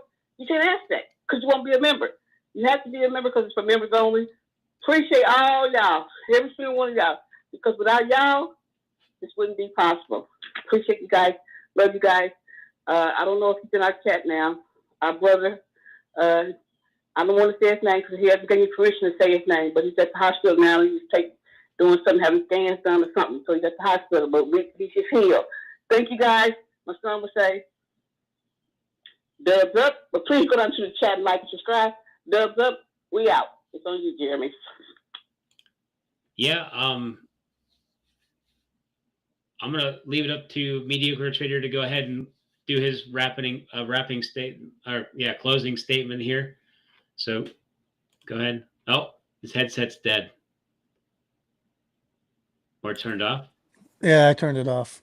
I just want to thank all of you guys in the chat. I appreciate it. I want to thank Miss Harris. She does a great job. I really appreciate her. Thank you, Cam, again. And Froggy, thanks again. I really appreciate it. And, you know, we're going to win this in the end. I know we are. So, I mean, you guys do what you got to do. You know what you got to do. I'm not going to even tell you because I do what I got to do. And I'll leave it at that. Right on. Thanks, everybody, ladies and gentlemen. We did put up the link there for the town hall. I noticed it in the chat bar, so we did override the link because there's a lock on the links. I got a hold of the guys on the channel here because they're busy broadcasting, so I've got it over on Mediocre's channel. I placed it over there, and Froggy just did the same. So yeah, go do your guys' due diligence on that. Definitely subscribe to that. It does matter. Okay. It does make a difference. It's for the community. Okay. So if you don't do it, then you ask, well, why doesn't this stuff happen? Well, you guys know the answer to that. Okay. So I just wanted to do a shout out to Ma and the mods, the super frogs. Okay. Like just crazy. This mod thing has just gotten pretty serious now. So I just love the way that they all work together. And I just want to say it's just I just stand back and just let them do their own thing now. So they got their own group. I just love it. It's just started in the last couple of weeks like that. And yeah. And I just wanted to say to Froggy Styles and Mediocre Trader, I wanted to say thank you very much. And thank you for Froggy for having me on the channel. And sorry about being late today. I'm getting old. I need my nap. I need my nap, man. I had my nap, and what happened was I was listening to you guys. I was listening to some old stuff. I was trying to do some DD, and I fell asleep with my phone, and I flipped the blanket over on top of my phone, so the alarm didn't go off. So it was on me. It's good, but I'm gonna come on here and say how it is because there's no sense in saying, "Oh yeah, whatever." So it's on me. So yeah, I'm just gonna leave it at that. We're on live in the morning and in the afternoon, Froggy Styles. So peace. Now. I see Common Sense Investors down in chat right now. He does have a couple good videos. Definitely go check out Common Sense Investor because he is talking about the algo thing. Post that link. Post that up here so everybody can see. He can't. Froggy'd have to do it. No, that's what I'm talking about. I'm telling Froggy. Oh yeah. That's smart. I didn't mean to jump in on you. I just he said something good, and I think the people should be able to see it before we get off of here. I'll give you a link to his channel because he's got more than one. There's like 5 or 6. I was talking about his comment. And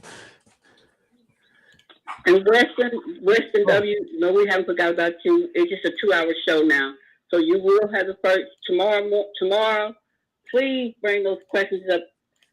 They wasn't left out intentionally. He's in the chat asking, are we mad at him? No, we're not mad. We love you. Why would we mad at you? So just please ask them tomorrow, Froggy or his partners. They'll be glad to answer anything that you have, Weston W. And I'll make it even better, Weston W. If we're on in the morning, my CS Trades 101 and Mediocre is on there live with me in the morning. We can answer your question right away in the morning. I didn't see it. I was stepped out for a bit. So yeah, either way, in the afternoon or in the morning. Thanks, brother, for bringing that up. A double pasting it up there helps too. Thanks, Ma. Yeah, and the couple more things. Hit the like button, hit the subscribe button, check out all these channels. Like we're just trying to get everybody known and that kind of stuff too. I am doing video calls and stuff like that for members and stuff. I am doing training videos for members, so just reach out to me in DMs if you are a Diamond member, because I do want to get with you on personal one-on-one training and that kind of stuff, so you can get an understanding how charting's done, so you can chart for yourself. And then I think that's just about it. We'll be probably back on tomorrow. If you can, help promote this channel if you can. It does make a difference. Is that your soundboard? Apparently I got to get going. So, what is that? It's someone knocking on the door. So I'll see you guys tomorrow. And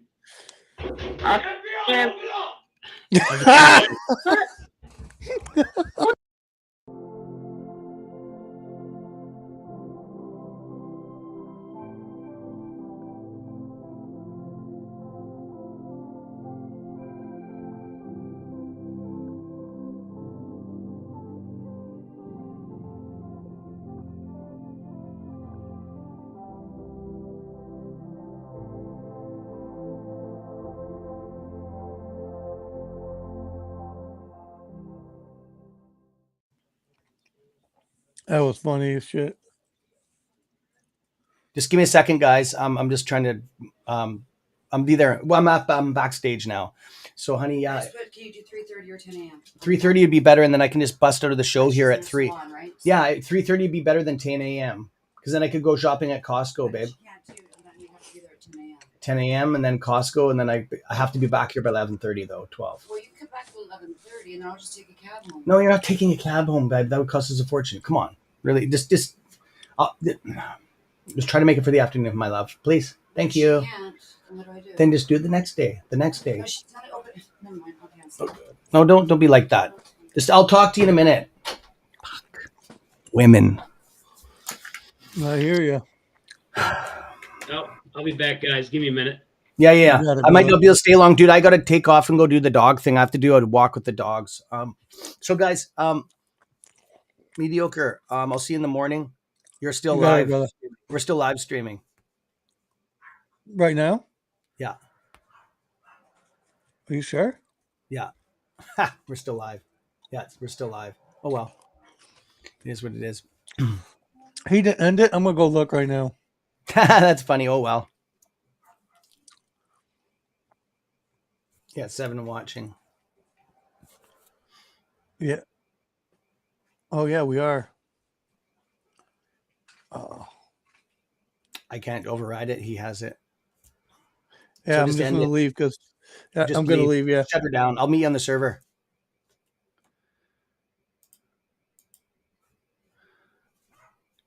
Thanks, guys.